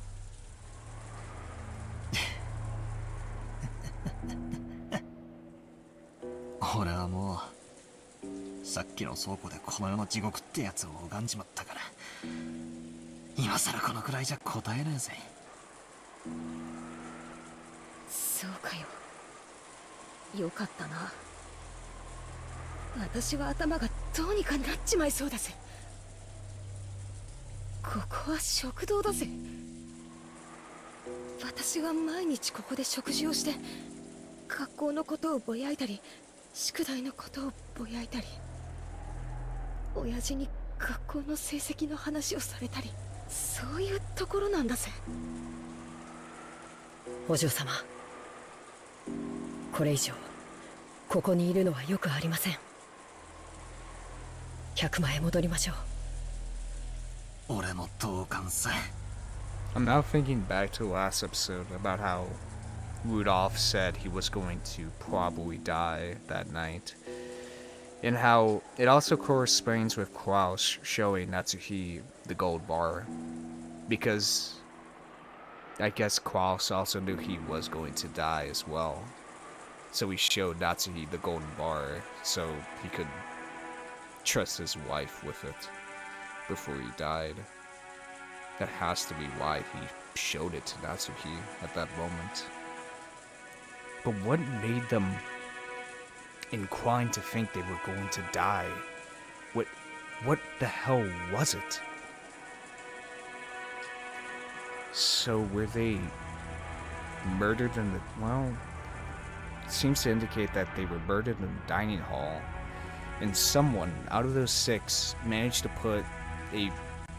try to reach out to Natsuhi, as we saw with the bloody handprint on the doorknob as well. Maybe Shannon, since she was patrolling the halls. But what the hell would happen? 秀吉おじさん、この部屋は多分警察にとって重要な意味があると思います。俺たちが踏み荒らしちまうのはまずいんじゃないですか。Bador proposed this in a slightly firm voice as along with Cannon he grabbed the pail and shaking Jessica's shoulders. バトラさんの言う通りですな。この部屋にこれ以上好んで居続けることはありますまい。Nanjo spoke while looking at everyone's pale faces. Even though that horrible scene in the storehouse felt like something not of this world, at least then we'd be able to leave, to cut ourselves off from that poison one way everyone had shared in that feeling. However, this dining hall was different. It was in the mansion, the main building on this estate. And as Jessica had said, it should have been one of the most calming places even inside the mansion. It was where all the relatives had eaten lunch and dinner yesterday. The shock of seeing this place smeared with blood reminded us of that horrible spectacle in the storehouse, and forced us to accept that we hadn't really been able to run away from the scene of that tragedy. わしも同感や。この部屋には犯人の痕跡が残ってるかもわからんしな。素人のわしらがかき回すべきとちゃうで。はよ出るんや。はよはよ。Hideyoshi also understood the meaning of what Bador had said and pushed everyone to hurry out of the dining hall. The way we were then, looking at that blood any longer would have been too harsh. Nobody went against his words. Everyone raced each other out of the dining hall. It was almost as though the last person in the room would be trapped in there all alone.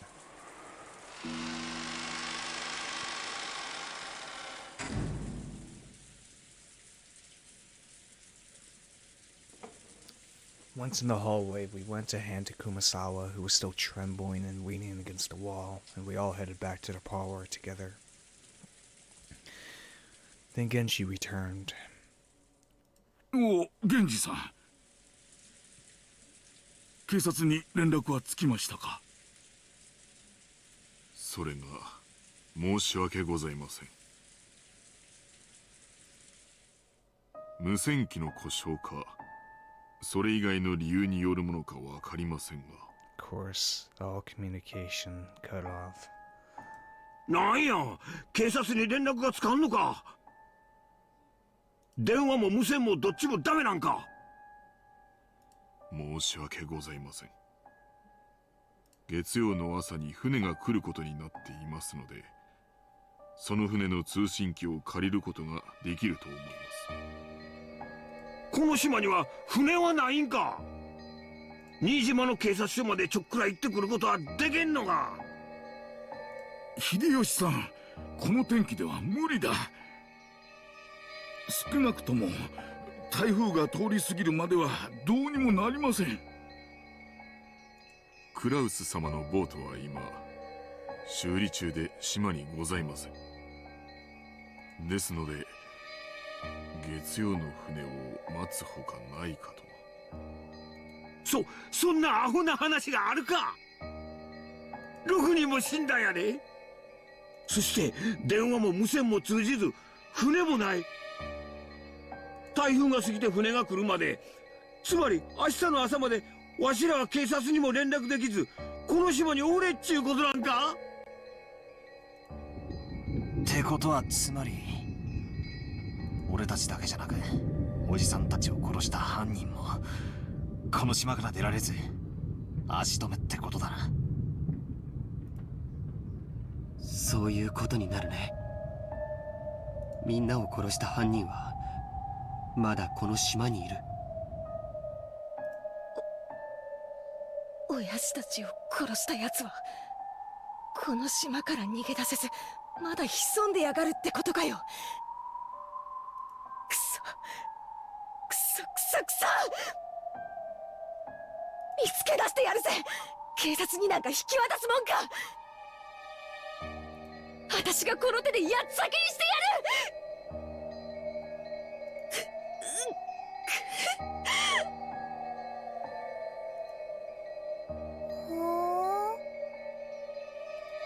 Maria had finally realized that something odd was happening in the parlor. Rather than noticing something odd, it was probably better to say she felt unhappy and neglected, since everyone was getting so excited about something only she didn't know about. おー、ジェシカお姉ちゃん、誰か死んじゃったの？ The way she spoke was completely calm, just as though she was talking about someone who had appeared on a television drama as though it was someone else's problem. Jessica probably didn't like that. As though trying to say, can't you tell just by looking at me overwhelmed with grief, she flared up at Maria. 死んじまったぜ、みんな。私の親父もパトラの父さんと母さんも幸田さんもシャノンも、そしてマリアの母さんも。よすんだジェシカちゃん、悲しいのは君だけじゃない。マリアさん、ショックだろうが聞いてください。あなたのお母さんがな、死んでしまいました。ママが死んじゃった？おー。ああ、誰かに殺されちまった。悲しいだろうがよ。心をしっかり。何人死んじゃった？ 6人だぜ、6人だ。くそくそくそ、あんな残酷なことしやがって。踊ってもんがあるだろうがよ、人間ならよ。誰だか知らねえが犯人は人間じゃねえぜ。血の色が赤いわけがねえ。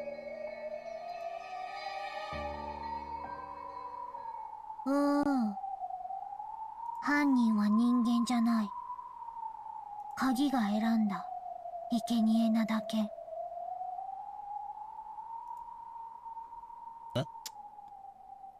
おい、マリア、今なんて言った？ Fuck. Maria just said something. But since the words were so remotely separated from the flow and context of the conversation, I couldn't understand them for a second. When I tried to ask her to repeat it again, I was shocked by the sudden sound of Aunt Natsuhi's loud voice coming from the entrance to the parlor. It looked like Aunt Natsuhi and Aunt Ava had returned from their trip to see grandfather. 無線でも連絡できない？こんな時に使えなくて何のための防災無線ですか？ I know what Maria said. Sacrifices chosen by the key. 申し訳ございません。毎年保守点検はさせているはずなのですが。ほら、光をチカチカさせるみたいな船舶信号ってあるじゃない？そういうので向こうの島に連絡することはできないのかしら。そのような設備はございません。申し訳ございません。Just then, Kumasawa arrived, pushing a serving cart loaded with breakfast. Since there was no way we'd be able to eat it in the dining hall, Hideyoshi had ordered her to take it to the parlor. なぜ朝食をこちらに？ああ、夏日さん、それは後で話す。それよりエヴァ、お父さんはどうなんや？ご一緒でないところを見ると、このような事態になっても部屋から出ませんか？いないわ。部屋は空っぽだったのよ。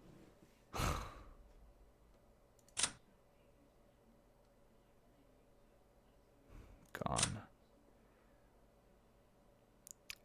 Disappeared from a study unnoticed. Kinzo's study has everything from a bed to a toilet to a bathtub, so it is extremely rare for him to go outside. However, he does sometimes go out for a walk on a whim without telling anybody, which on several occasions has led to a huge uproar throughout the house. He usually comes back as soon as he gets hungry. Usually. I knew people told me to, check the, frequently check the character list. Check it out. I'm like, oh, okay, maybe add in more information. And I kept waiting for where's the more information? We're learning more about these characters. I see. It just tells you if they're dead or missing. Oh, fuck. なんやて？こんな時にどこ行ったんや？親方様が書斎を出られたというのですか？そうです。私も驚いています。いつの間に部屋を出たのやら。あなたたちに心当たりはないのですか？ Natsuhi looked at Genji and Kennen as she said this. Maybe she was trying to ask whether the servants who served directly under the one-winged eagle knew of a place he might go. However, it was probably the other way around. Their faces made it clear that those who knew Kinzo best realized even more than the rest how impossible it was for him to leave his room. 僕たちにも見当がつきません。ご存知の通り、親方様はあの書斎の中にお休みの場所からご不浄まで全てを設けさせました。親方様があの部屋をお出になることなどよっぽどのことがない限り考えられません。Possibly to go find his beloved Beatrice, since this is maybe somehow no. となると、なんや？そのよっぽどのことがあったって考えるのが自然だっちゅうことになるんか。まだそうと決まったわけではありません。とにかく気まぐれな方ですから、現状をご存知なくお一人で散歩をされている可能性もあります。仮にそうだとしたら、一刻も早く現状をお知らせしてご指示を仰がねばなりません。そうね、考えたくはないけど、お父様の身に何かあったのかもしれないしね。そのような不吉なことは考えたくもありません。No one had seen Kinzo since the discovery of those 6 terrible corpses. On top of that, the phones were broken, the radio wouldn't reach anyone, and there was no way to contact the police. Apparently, the typhoon would leave tomorrow and a boat would come. But until then, no one could rely on anyone outside the island, nor could they escape the island. The tragedy had hit everyone so abruptly that they all lost their composure. Everyone felt a heavy silence. Everyone was impatient.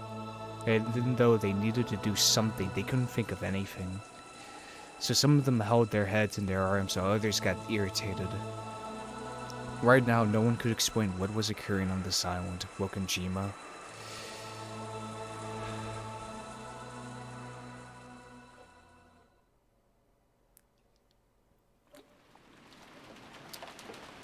After that, we ate the breakfast Kumasawa-san had made, which felt dry and tasteless. Of course, this was right after something like that had happened. No one felt particularly hungry. However, we understood logically that not eating would weaken our bodies. It would also be rude to Kumasawa-san, who had made the breakfast. Kumasawa-san had taken some unusual Western vegetables, ones that Goda-san had probably ordered for his ultra-elaborate meals, and cooked them in a Japanese style, which made them turn an unpleasant color. As to what Goda-san had been planning to cook with those ingredients, right then I couldn't even imagine it. If I did think about it, I'd be reminded of the way Goda-san died, and the sour taste would fill the inside of my mouth. Everyone pretended to eat for the time being, but of course no one made much progress. Then we began pooling our knowledge of our current situation. First off, 6 people, which included Uncle Klaus, my dad, Kirei-san, Hanabosa, Goda-san, and Chen-chan, had been found in the Rose Garden storehouse as brutally mutilated corpses. And yet we still couldn't contact the police since both the phones and the radio were unusable. So until the typhoon passed, there was nothing we could do. Furthermore, grandfather, who we might have hoped would be able to show a little leadership in this kind of situation, had disappeared some time ago. Goda-san hadn't made breakfast, so grandfather's stomach must have been empty. And if he had just been taking a quiet, casual walk, he should have been able to hear him whining about how hungry he was by now. And despite that, he hadn't appeared. There was more than a small chance that he'd gotten caught up in this crime. According to my aunts, on their way back from Kinzo's study, they searched for him, calling out on every floor, but were unable to find him. Considering the timing of it all, it's only reasonable to assume that this disappearance had something to do with the crime. We figured Dad and the West were probably killed in the dining hall, and then painstakingly moved to the storehouse. So maybe Grandfather had already been killed, and dragged to some strange place which we simply haven't discovered yet. No one actually said it out loud, but this theory seemed extremely convincing. 私たちはお屋敷の戸締まりを確認してきます。お父様も念入りに探さなければなりません。子供たちはこの部屋を出ないように。エヴァさんと秀吉さんは申し訳ありませんが、ここで子供たちと一緒にいてください。南條先生もお願いいたします。わかりました。ここでお待ちしています。Natsuhi followed the servants, Genji-san, Kumasawa-san, and Kennen-kun out of the parlor. All that was left was Aunt Eva, Uncle Hideyoshi, Dr. Nanjo, and the 4 of us children, a total of 7 people. みんなで仲良くテレビでも見て待ってよな。しかし日曜日の午前中はろくな番組やっとらへんな。Uncle Hideyoshi started acting cheerfully, trying to brighten up this gloomy atmosphere. ろくな番組見る見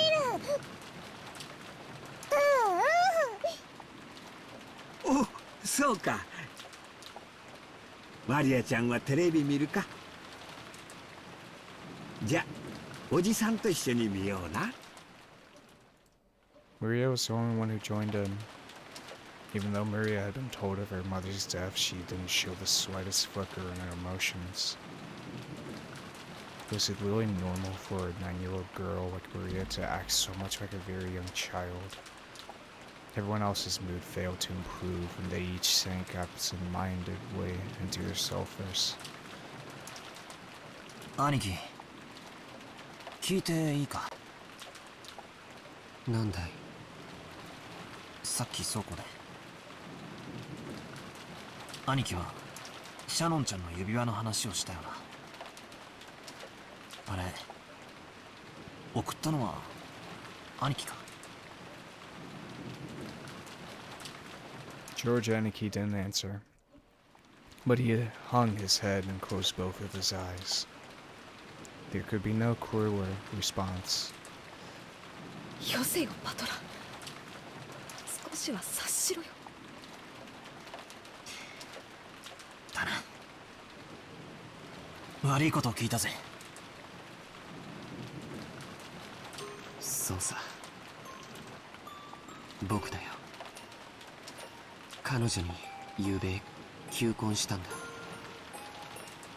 その時指輪を渡した。明日になったらそれを好きな指にはめて返事としてくれって。気ざったらしいことを言ってね。 That ring had been in the ring finger of Shannon-chan's left hand.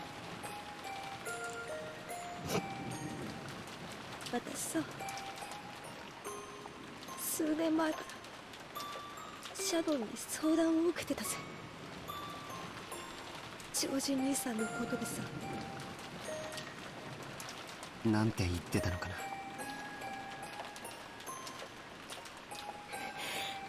シャノンは嘘をつくのが下手だったからよ。ジョージ兄さんのことを言ってるのはすぐにバレバレでさ。自分は使用人の身分だけど親しくしてもいいのだろうかとか、男の人の好きそうなものは何かとか、どういう服を着たら喜ぶかとか、そんなことをいろいろとさ。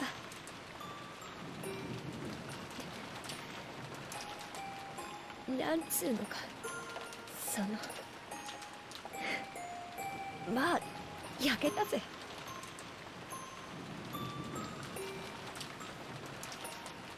それが婚約指輪を渡されて、そこでおしまいかよ。価値観は人それぞれだけどよ、男から求婚されるってのはある意味人生の到達点なんだと思うんだよ。だからきっと昨夜のシャノンは心の底から、いや生まれてから今までの中で一番幸せだったと思うぜ。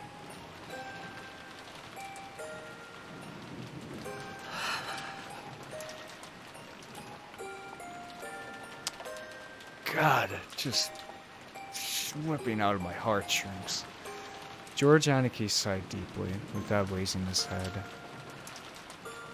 Or maybe tears had risen to his eyes. シャノンは昨べゲストハウスの当番だったらしいんだ。でもシャノンは僕と一緒にゲストハウスに帰るのを恥ずかしがってお屋敷に行ってしまった。シャノンの気持ちを察しろよ。婚約指輪をもらえばどんなに予告されてたって普通は舞い上がっちまって頭は真っ白になっちまうぜ。気恥ずかしくて仕方なかったんだろうよ。それでシャノンは当番でないはずのお屋敷へ行き、事件に巻き込まれてしまった。 The last thing we saw Shannon see was a golden butterfly. Does that golden butterfly represent death? It has to. 僕があの日あの場所で指輪なんか渡さなければシャノンはサヨは事件に巻き込まれなかったんだ。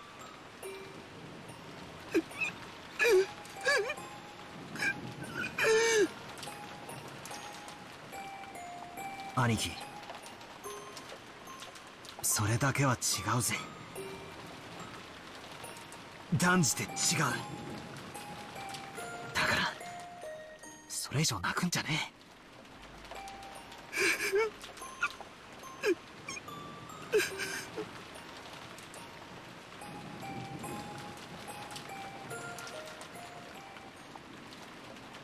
バトラ君、そっとしてあげなさい。 After Aunt Ava said that, I stopped talking to him. Misplaced words of comfort might actually do more harm than good. Jessica sat down next to Aniki and put an arm around him. Maybe only Jessica, who had known about Aniki and Shannon's love since the beginning, and who had even discussed that relationship with Shannon, could comfort Aniki now. I went over to Aunt Ava and sat down in the opposite sofa. バトラ君は強いわね。もうだいぶしっかりしているように見えるわよ。まあほら、愛の深さが傷の深さじゃないっすか。俺は別にあんなクソ親父どうしのうが知ったことじゃないし、キリエさんは気の毒ですが、まあ本当の親ってわけじゃないですしね。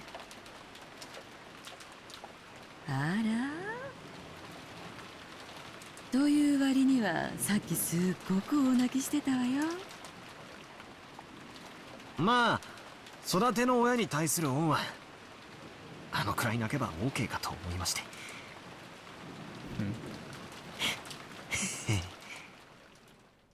そのあたりの切り替えの速さやドライなあたりは本当にルドルフ譲りね。あの子は昔から激しく喜んだり悲しんだり怒ったりしたけれど、すぐにケロリと平静を取り戻したわ。そんなことはないっすよ。俺だってまだまだ心のショックから立ち直れちゃいません。ただ俺がみんなと違うのは、それによってどういう感情が生み出されるかってことだと思います。どういうこと？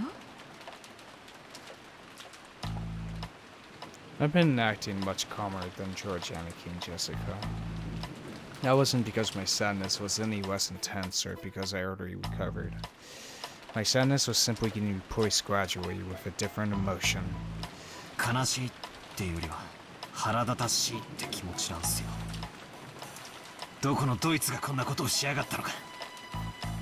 横っ面に一発お見舞いしてやらないことには腹の虫が収まらねえんです。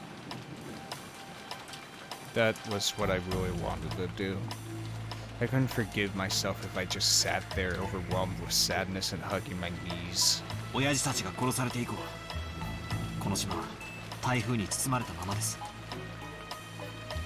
つまりこれだけの上等を決めてくれやがった野郎はまだこの島の中にいるってことです。そういうことになるわね。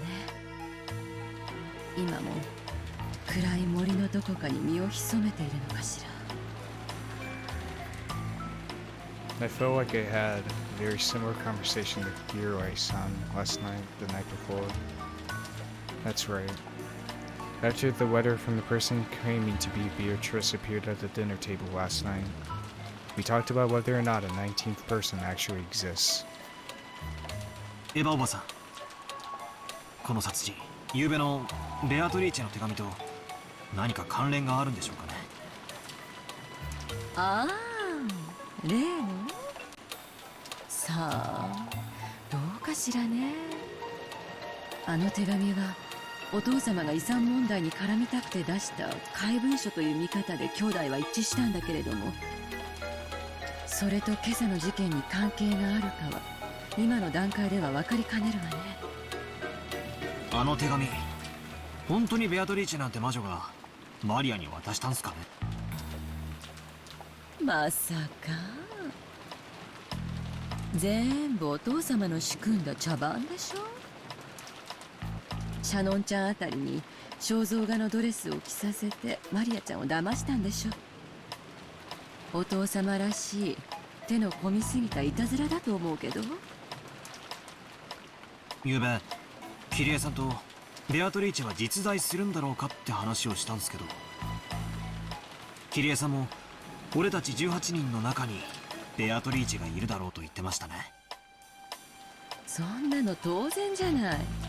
この島には私たちしかいないのよ。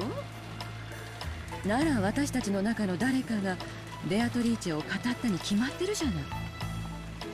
この島には俺たち以外はいないですか？当然でしょ。私たち以外の誰がここにいるっていうの？この島には私たちしかいない。18人しかいない。ならベアトリーチェを語るのも18人の中の誰かしかいないじゃない。Kirei-san denied the existence of a 19th person by spinning a chessboard around. Even though Aunt Ava hadn't constructed an argument that complicated, her opinion at least was the same. Except if that's the case, our situation starts to look very ugly. At the time of Beatrice's letter, the whole thing could be passed off as a prank set up by someone or another. However, if we're assuming there's no 19th person, we can't ignore this anymore. In other words, 19人目がいないなら親父たちを殺した犯人も18人の中にいるってことになっちまうじゃないですか。つまり今この屋敷にいる誰かが殺したってことになる。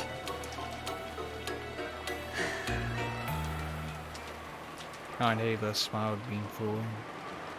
It looked like she thought this conclusion should have been obvious from the very beginning. 犯人は倉庫の中に6人の遺体を運び込んだわ。でもよく倉庫の中に運び込めたわよね。あのシャッターは常に閉められていて施錠されていたそうよ。つまり倉庫内に運び込むにはシャッターの施錠を開ける必要があった。わかる？たまたまその日シャッターが開けっぱなしになってた可能性は？使用人たちは常に閉めていると言ってたわ。つまり鍵を使用人室から持ち出さなくては倉庫は絶対に開けられない。鍵は使用人室の一つしかないんすかね？源氏さんはそうだと言ってるわ。ということは犯人はそのたった一つの倉庫の鍵のありかを知っていて持ち出した。さっきカノン君が使用人室に鍵を戻すところを見たわ。壁にびっしりと鍵がかけられていて、とても素人にはどこに何がかけてあるのかわからなかった。犯人はその中から倉庫の鍵を見事選び出したんだ。しかも札も何もついていない鍵を手にしてバラ庭園裏にある倉庫の鍵だと理解した。ついでに言うと倉庫の場所すら理解していた。もっとはっきり断言するわ。犯人は使用人室の内部にも熟知している。 So one of the servants did it? And servants did it? Is that what you're implying, Ava? Your argument was extremely plain and clear. If the bodies had been found to have thrown themselves somewhere in the bushes of the rose garden, there would have been much to go on. However, there was only one key to the storehouse in the servant room, and it was stored with such a large group of keys a novice would not be able to tell them apart. This meant the culprit was someone who went into the servant room a lot and was familiar with the locations of the keys. The family members didn't normally go into the servant room, which meant that... ってことは使用人の誰かが犯人。悪いけどそれ以上はおばさんも言えないわよ。でも一つだけ教えられることがあるわ。なんすか？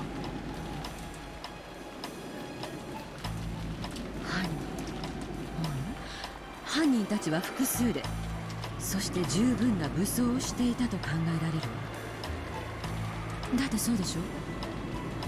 食堂にいた兄さんたち4人を一度に襲って殺し、合計6人分の遺体をようようとバラ庭園の向こ校の倉庫まで運んで悪趣味な化粧と落書きを施している。これだけのことを単独犯で行えるはずもないでしょう。It made sense. It probably would have been possible for a single person with enough time, but it would take so incredibly long. It was probably safe to assume that a significant number of people were involved.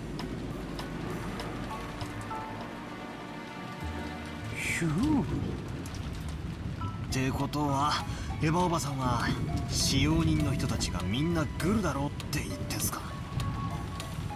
静かになさいな。憶測で言っちゃ悪いわよ。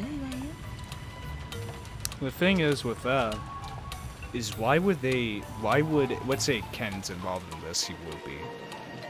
Why would Ken murder Shannon, you know? Because as we saw, Ken saw Shannon as a sister. Murdering Goda, that's more reasonable since, you know, not everybody loved Goda, especially Shannon and Cannon. But why murder Shannon as well? Unless they really had to make it 6 people? They could have murdered someone else. They could have murdered Kinzo, but maybe the loyalty is too much to the master to murder him. それにもし本当にそうだったらどうするつもり？彼らは私たちを生かして返さないでしょうね。しかも兄さんたち4人をやすやすと殺した相手なのよ。今この部屋に残っていてまともに戦えそうな人間はうちの家族の3人にせいぜいバトラ君で4人ってところ。状況は昨晩と何も変わらない。つまり犯人にとって残る私たちを皆殺しにするなんて簡単なことなのよ。I've been playing detective with Von Ava, trying to expose the person I'd killed Dad nonetheless before the police did. If only I could cleverly penetrate the culprit's identity and stick the proof in their face. I've been so sure that, just like in one of those detective movies, the culprit would then give up and surrender. However, the culprit would only surrender if there was no way for them to fight back. The culprits behind the crime on this island were far from helpless. It might even be able to massacre all of the remaining people here. And on top of that, this island was like a giant closed room, cut off from the outside world by the typhoon. So they had a full day until tomorrow to kill, scheme, and camouflage themselves. In short, it wasn't a safe atmosphere where we could get very far by playing detective. To the contrary, we were at a stage where we had to be scared stiff since playing detective might displease the culprits and cause them to commit another mass murder. あくまでも可能性の問題よ。でも私は使用人の人たちをまだ信用できないわね。それに私は使用人だけを疑ってるわけじゃないの。さらに黒幕がいるかもしれないと思ってるわよ。黒幕？どうしてですか？ Kinzo. 勘よ。使用人は書いて字のごとし、誰かに使用されて手足となる存在よ。殺されたのは後宮家の親族ばかり。ならその結果で利害が発生する人間が関わるのは当然。This was also plain and clear. The Ushiro Mira family had been right in the middle of discussions about how to distribute the inheritance when grandfather died. If this case followed the standard form of any classic mystery novel, the crime was definitely caused by someone with ties to the Ushiro Mira family and who was involved in the inheritance problem. Aunt Ava had probably read a few books in that genre herself. Her argument may have had a few blind assumptions in it, but it was a standard conclusion that anyone might have reached. I think most people would end up suspecting servants even if they used different reasoning to get there. Especially the story about the key to the shutter that made it very easy to suspect that one of the servants was involved. だからなぜか気に入らねえんすよね。気に入らないって何の話？あ、いえいえ、こっちの話っす。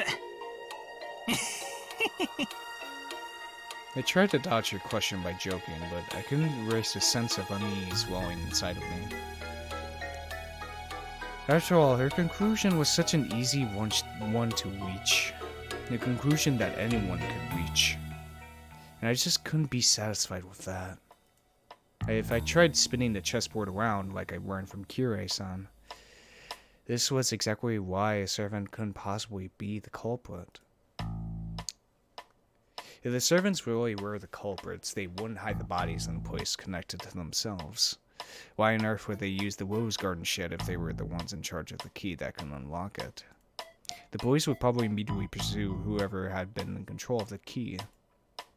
It was even possible that some other facts might come to light as a result. The more we think of the servants as the culprits, the less reason they had to carry the bodies into the storehouse. But what if they knew we'd think that and put the corpses in the storehouse for that very reason? No, that's completely impossible. When the police come and inspect the scene of the crime, they'll probably be able to uncover many things. No matter how carefully the culprits carried out that murder, some traces will definitely be found. In other words, they had everything to lose and nothing to gain. If you think about it this way and look at this murder game from the culprit's side, it's hard to imagine why they want to call attention to the corpses. Like they want us to see it. Once the corpses were found, it could result in someone sending a report to the police, or it might make the remaining people more cautious, or it might make the survivors start to search for the culprit. None of these things would make life any easier for the culprit. It's just like the words of a main character's mother in a novel who would place in like Igarashi. Oh, Yakushi. Every story needs to have a beginning, a middle, and an end. Remembering that beginning is essential for the perfect crime. Right? Oh, yeah. Oh my god. I just remembered that fucking moment. Fucking episode 3. Right now, we don't know where Grandfather is. We don't know if he's already become a victim or if he's one of the culprits. But this state of confusion must be beneficial to the killer. The culprit has absolutely nothing to gain by showing us the bodies in such an obvious way and making us all realize there's been a murder.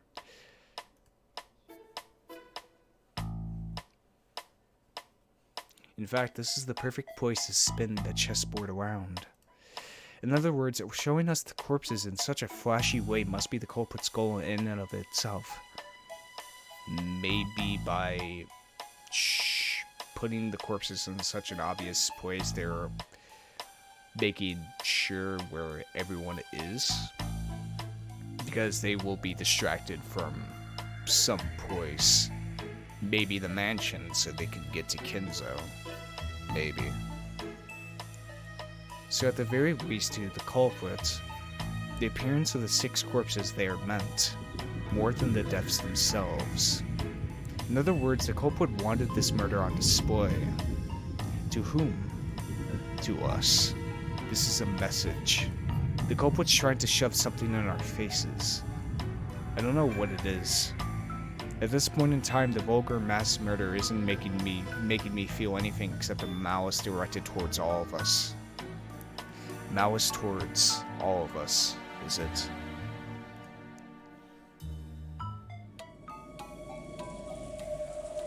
Maybe trying to remind us of the epitaph. Each one of the survivors has some kind of connection to one of the 6 victims. Uncle Klaus's death brought Jessica the grief of losing a family member. The deaths of Dad and Kirei-san brought me sorrow, while Aunt Rosa's death brought Maria sorrow. Goda-san's death probably shocked his fellow servants, and Shannon-chan's death brought grief both to George Aniki, who had proposed to her, and Kennen-kun, who had loved her like an older sister. Everyone now on this island has received an equal amount of sadness. Aunt Ava was sure that the servants were in cahoots. But then how could you explain the deaths of Goda-san and Shen-chan exactly? At any rate, by this argument, the grief caused by the 6 deaths hit everyone but Aunt Ava and Uncle Heidi Roshi. Even Aunt Ava, who had directed suspicion at the servants and acted as though she herself was beyond suspicion, could not be ruled out as a suspect.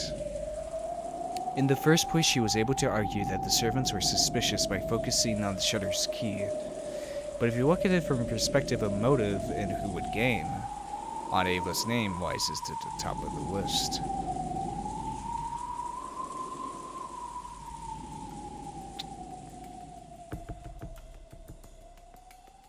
バトラ君が何を考えてるか、おばさんわかるわよ。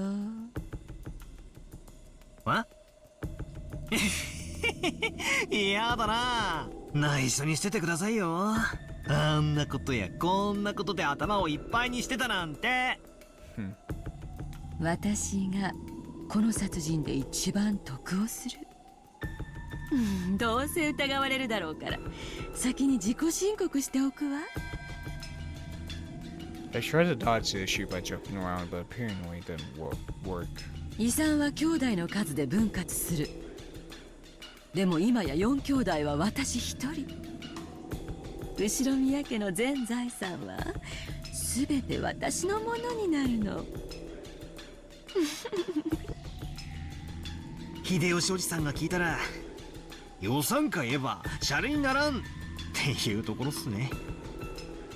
ごめんね。どう取り繕ったってどうせ疑われるだろうからふざけただけよ。だからこの殺人は私の立場から見れば私を疑わせるためのものではないかと思ってるの。困ったことに昨べのアリバイは弱いわ。聞かせてもらってもいいっすか。昨べのことを。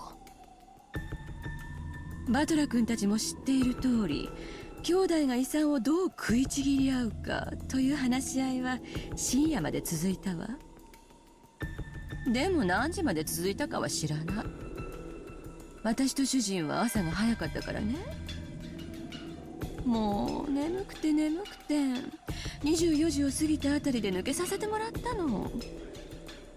そしてゲストハウスに戻って休んだわ。それを秀吉おじさん以外の誰かに証明できるっすか。いやいや別にエヴァおばさんを疑ってるわけじゃないっすよ。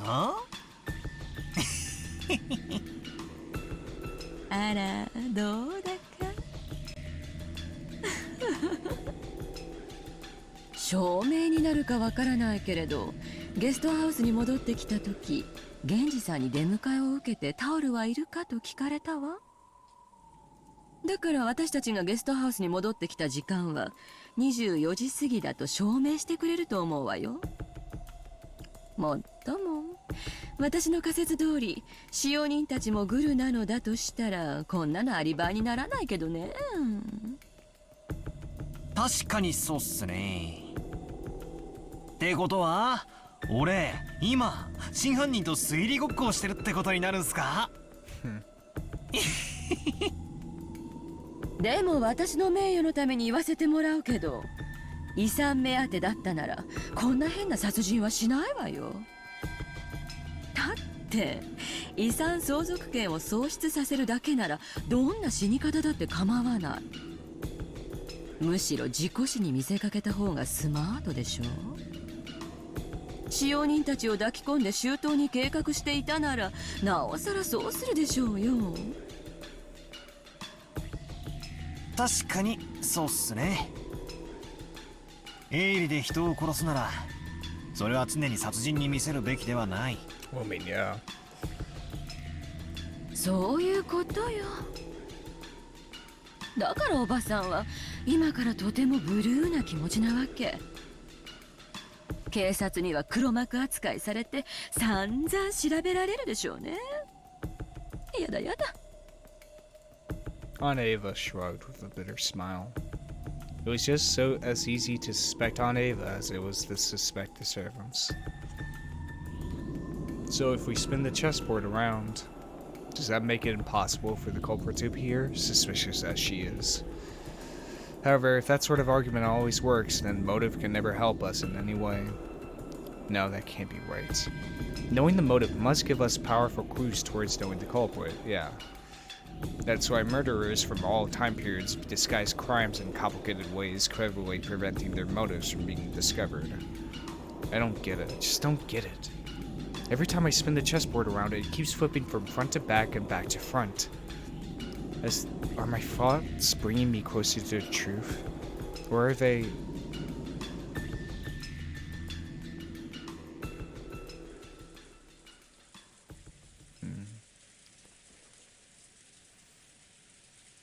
Aunt Ava didn't want to talk any more than that, so I folded my arms and headed to the window to cool my head a little.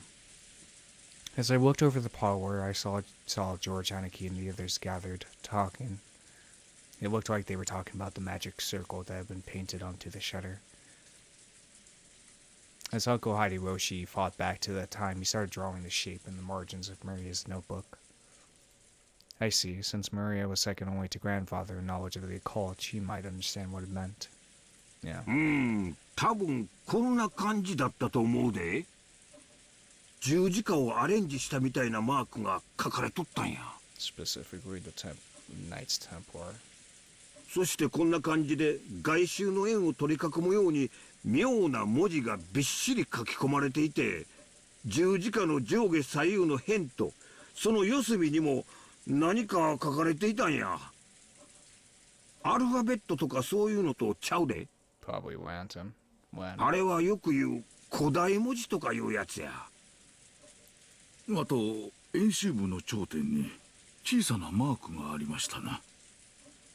小さな丸を5つ十字状に並べ、それぞれを直線で結んだようなマークでした。ああ、確かにそんなのも書いてあったで。図形的には間違いなくこれや。細かい文字はわからんが、配列はほぼ同じや。Everyone was staring down at the shape, so I stared down at it too. From what I heard, this had been painted on the shutter to the storehouse with some material that looked like blood. I see. It sure is unsettling. こんなわけのわかんねえもんを書きたがるのはじいさまだけだろ。まったくどこに行っちまったんだ。とっ捕まえて意味を聞き出してやりたいぜ。Jessica's voice contained impatience and anger. She hadn't gone so far as to say grandfather was the culprit, but she sure seemed that grandfather knew something about the culprit's background. Of course, if you were searching for a link connecting the Ushio Mira family to the occult, 10 out of 10 people would think of grandfather. Also, to a person who knew nothing of the occult, this strange mark would have no meaning. Which meant that this might have been something addressed to grandfather. That's right, and the reason the crime was shown to the survivors was so they'd find this. In that case, where had grandfather, the essential recipient of this message, disappear off to? こんな図形に何か心当たりはあるかい？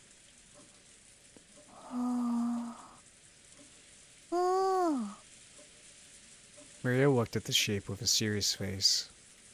Maybe she was enthusiastic because this was her area of expertise. However, her appearance was that of someone separated from the events at hand, as though this thing had been drawn on the shutter closed around her mother's corpse. 僕の第一印象ではどこか外国の十字章に似たデザインだなって思ったかな。ああ、確かにこんなデザインや。ということはそのどこぞの国と何か関係があるんか？その国の十字章はもともと聖地巡礼者を守るための騎士修道士たちの紋章だったそうですな。つまりこの魔法陣には宗教的な意味があるってことかよ。ますますにちんぷんかんぷんだぜ。When I looked over at all of them, preparing to jump into the discussion, something shocked me.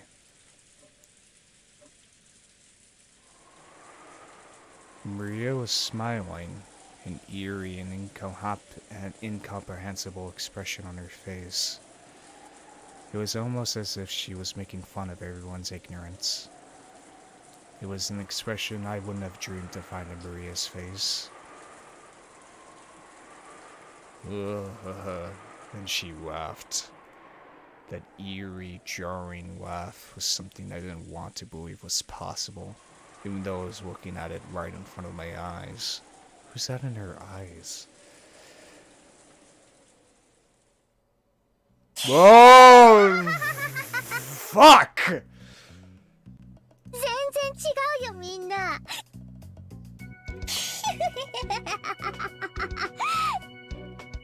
こんなの見てわかんないかな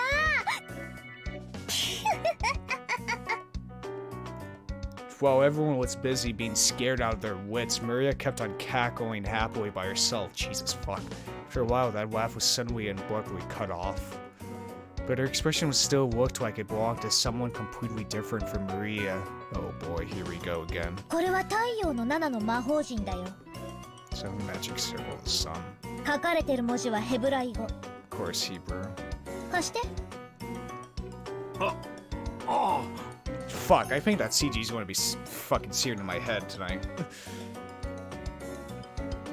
Maria stole the writing materials from the stunned Hiroshi's hand.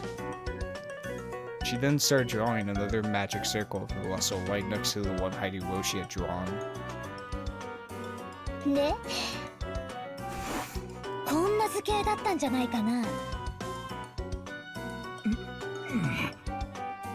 そんな図形だった。マリアすごいなさすが詳しいぜ Jessica tried to smooth things over by praising Maria. Maybe she wanted to confirm this was still the Maria we all knew so well. But Maria didn't answer her in any way in particular. Maria began swiftly writing unfamiliar characters in the corners of the shape. When Uncle Hiroshi and Dr. Nanjo saw them, their eyes immediately began to open wide. God damn it, here we go with another Ryakushi trope. Little girl with an alter ego that could be 100 years old. Or something else. 天地と左右に書かれているのは風化水道を司る天使たちの名 Wind, fire, and earth. カサン、アレル、タリアハド、そしてフォルラク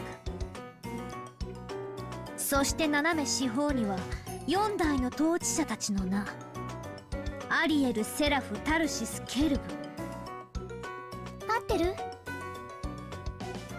Even if they hadn't been able to correctly write what they seen, when they were once again shown something identical, it wasn't difficult for them to realize the two were the same.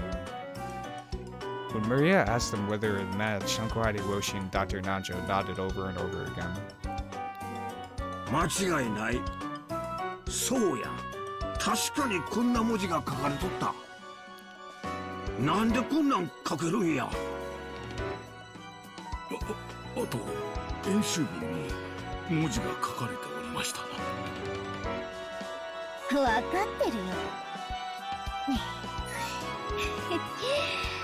こうでしょ Maria quickly began to surround the circumference with more Hebrew writing. 旧約聖書の詩編第116編の16節と17節だよ Shit. 聖書くらい読んでなきゃ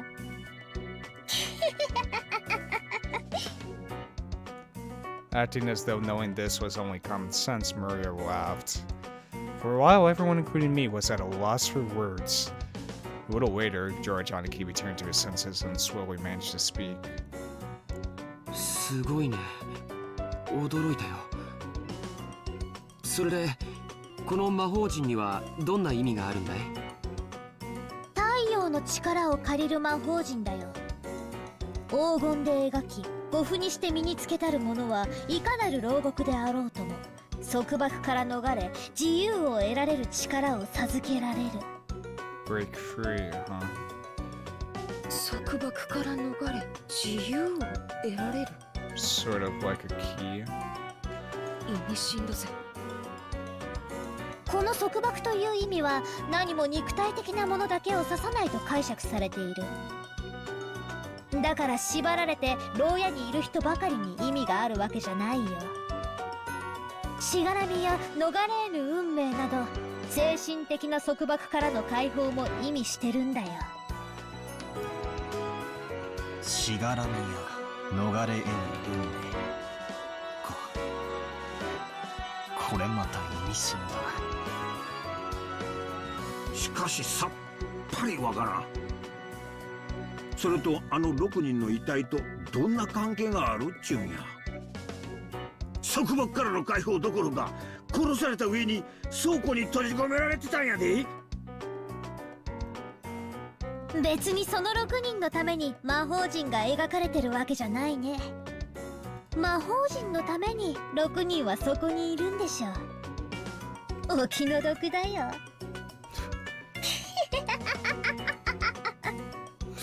どういう意味だい？魔法陣のために6人がいるってのは一体。 Maria lifted up her pointer finger and waggled it as if she were making fun of us. それは演習部に書いてるよ。読めないかな。詩編第116編16節と17節。 Look, I'm sorry, I haven't caught up with the Bible, man, okay? I've been reading other stuff. 読んであげるよ。主は私の枷を解かれました。私はあなたに感謝の生贄を捧げ、主の皆を呼ぶでしょう。ね。Sacrifice. ねって何を言ってるのかさっぱりだぜ。生贄だってのか。If what Maria just read aloud was a vital piece of the magic circle part, then it was saying that sacrifices had to be offered in order for this magic circle to be effective. So human sacrifices had been offered inside the storehouse where the magic circle had been drawn. A heartbeat later, everyone else seemed to reach the same conclusion. Some people were shocked and others spat out that this was insane as they punched their knees. This was starting to get incredibly disturbing, and we couldn't accept it or understand it. I don't care what kind of magic circles or curses other people believe in. I won't pick a fight with them. But did they really kill Dad and the rest as sacrifices for crap like that? I just couldn't stand that feeling. Compared to this, I preferred it when we were still disguised by that fury about the fight over the inheritance. As I started getting pissed off with a feeling between anger and sadness, I broke from the circle everyone was in and returned once again to the window. Something had gone insane since yesterday. There was that letter from the witch Beatrice that Maria had read aloud at last night's dinner. Ever since that point, it feels like like this whole mansion, this whole island has been getting more and more firmly locked inside some kind of bizarre world. That's right. When I think back on it, that letter was an invitation from the witch. The ruler of the nighttime island had invited us inhabitants of the day into another world.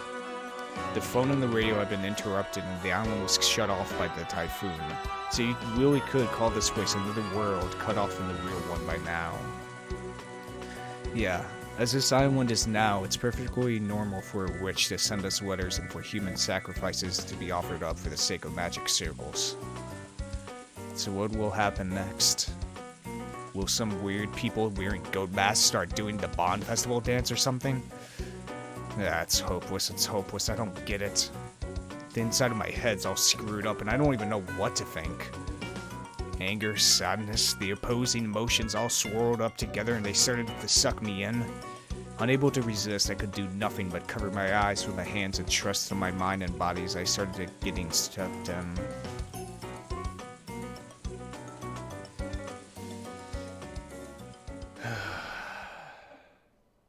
As I started losing heart, I began to recall a memory from when I was small. It was from when I was very young. I had unfortunately seen a scary occult movie on TV, and for a while I hadn't even been able to go to the bathroom by myself. That old bastard gave an exaggerated laugh and said this. なあバトラ、どうして悪魔だのオカルトだのってのをわざわざこうして映画にすると思う？ねえからだよ。そんな滑稽なもんは地球のどこにもねえのさ。ねえからわざわざ見たくて作るんだよ。だから俺はオカルト映画なんてちゃんちゃらおかしくて笑っちまうってんだ。俺に言わせりゃ悪魔やら妖怪やらより今年度の収支報告や機嫌を悪くした女房の方が1億倍も怖えってもんだぜ。さらに言うぜ、俺に言わせりゃな、怖がるってのは心と生活にゆとりのある連中の娯楽的感情なのさ。暇でしょうがないから、連中は変わった感情で心を遊ばせたくて悪魔だのオカルトだのって文化を作り出したんだよ。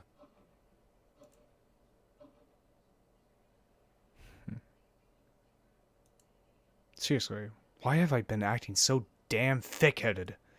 I was totally taken in. Don't try to mess with me, this is the human world. I don't give a damn about witches, demons, magic circles, and sacrifices. The human who killed Dad and everyone else is still on this island. That's all there is to it, right? The next person who started speaking to my heart was Kirei-san.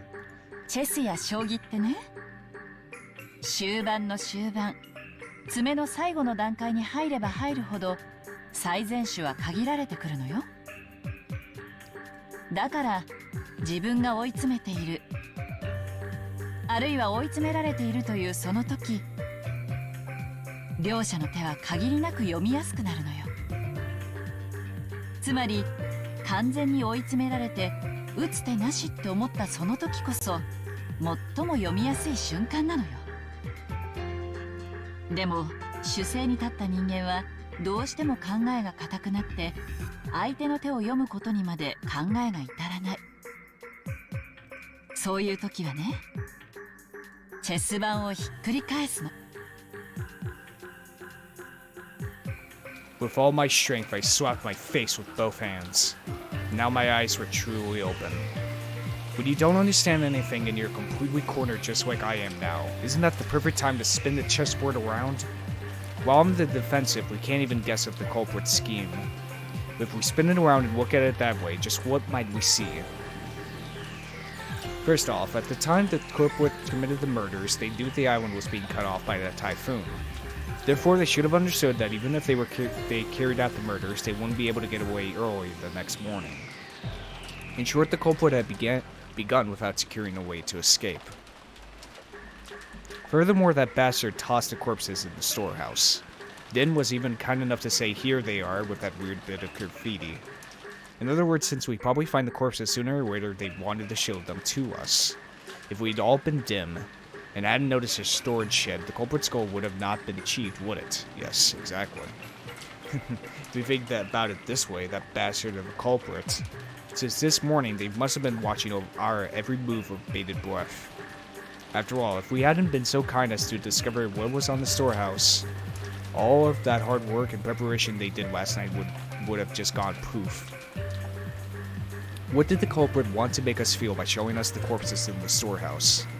All 6 of the bodies had their faces noticeably destroyed. Yep. Was it a grudge? A warning? The defacement of the bodies had occurred after death, so it hadn't been the means by which the culprit had killed. It didn't mean anything to those who had been killed. It did have meaning to those who found the bodies. The culprit wanted to make it appear that they had been killed so brutally. Ha! After thinking this way, I really wanted to tell that bastard to stop taking me so lightly. You just danced to that tune. You told please be scared, you can't just say really sure thing. When someone tells the great Ushiwo Mira a bad word, the entrance is right here. I'm the kind of guy who will start wanting to sneak in through the window. The next thing that had me concerned was that so-called magic circle in the shutter. As Maria had shown that her knowledge of the occult rival grandfathers had recognized, the magic circle was genuine. They must have drawn that thing in pitch black darkness, taking a lot of time and holding an umbrella in one hand. Isn't that amount of hard work and perfectionism impressive? What purpose would have been worth all of that effort? If we were working for a fan of the occult in this mansion, most likely all of us would naturally suspect grandfather. Did they want to make us think grandfather was involved? But if that's all they wanted, they could have just drawn any old scribble that looked like a magic circle. It wasn't like any of us amateurs would have been able to tell the difference between genuine and fake. However, this magic circle was genuine, and furthermore had even been written in Hebrew, which is, yeah. So this magic circle had a message that could only be understood by someone with knowledge of the occult. A message is a form of communication. By sending it, they were hoping for a reaction. A reaction? For some reason, we couldn't find Grandfather now. I don't know how Grandfather Mother spotted the magic circle on the shutter, but did he choose to hide himself in reaction to that? No. Was it a trap to make us suspect that Grandfather had participated? You could read it either way. Damn, that's annoying. Yeah. What kind of reaction was the culprit hoping to get out of us by putting on this cult show? Somehow that felt like the culprit's weak point. The letter from Beatrice that Maria had read aloud during last night's dinner sprang back into my mind. This was a freak who asked us to enjoy a battle of wits. Isn't that interesting? This is a battle of wits between us and the witch. Will we be sucked up by her occult game first? Or will we pull off her fake skin first? There's a whole day until the typhoon passes. Why not enjoy ourselves?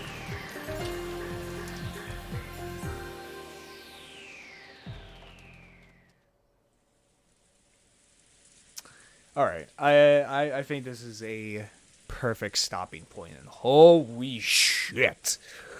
Holy shit indeed. We are in this now. We're in this, and I think we're seeing the is it something magical, or is it something that someone's just trying to fuck with us with?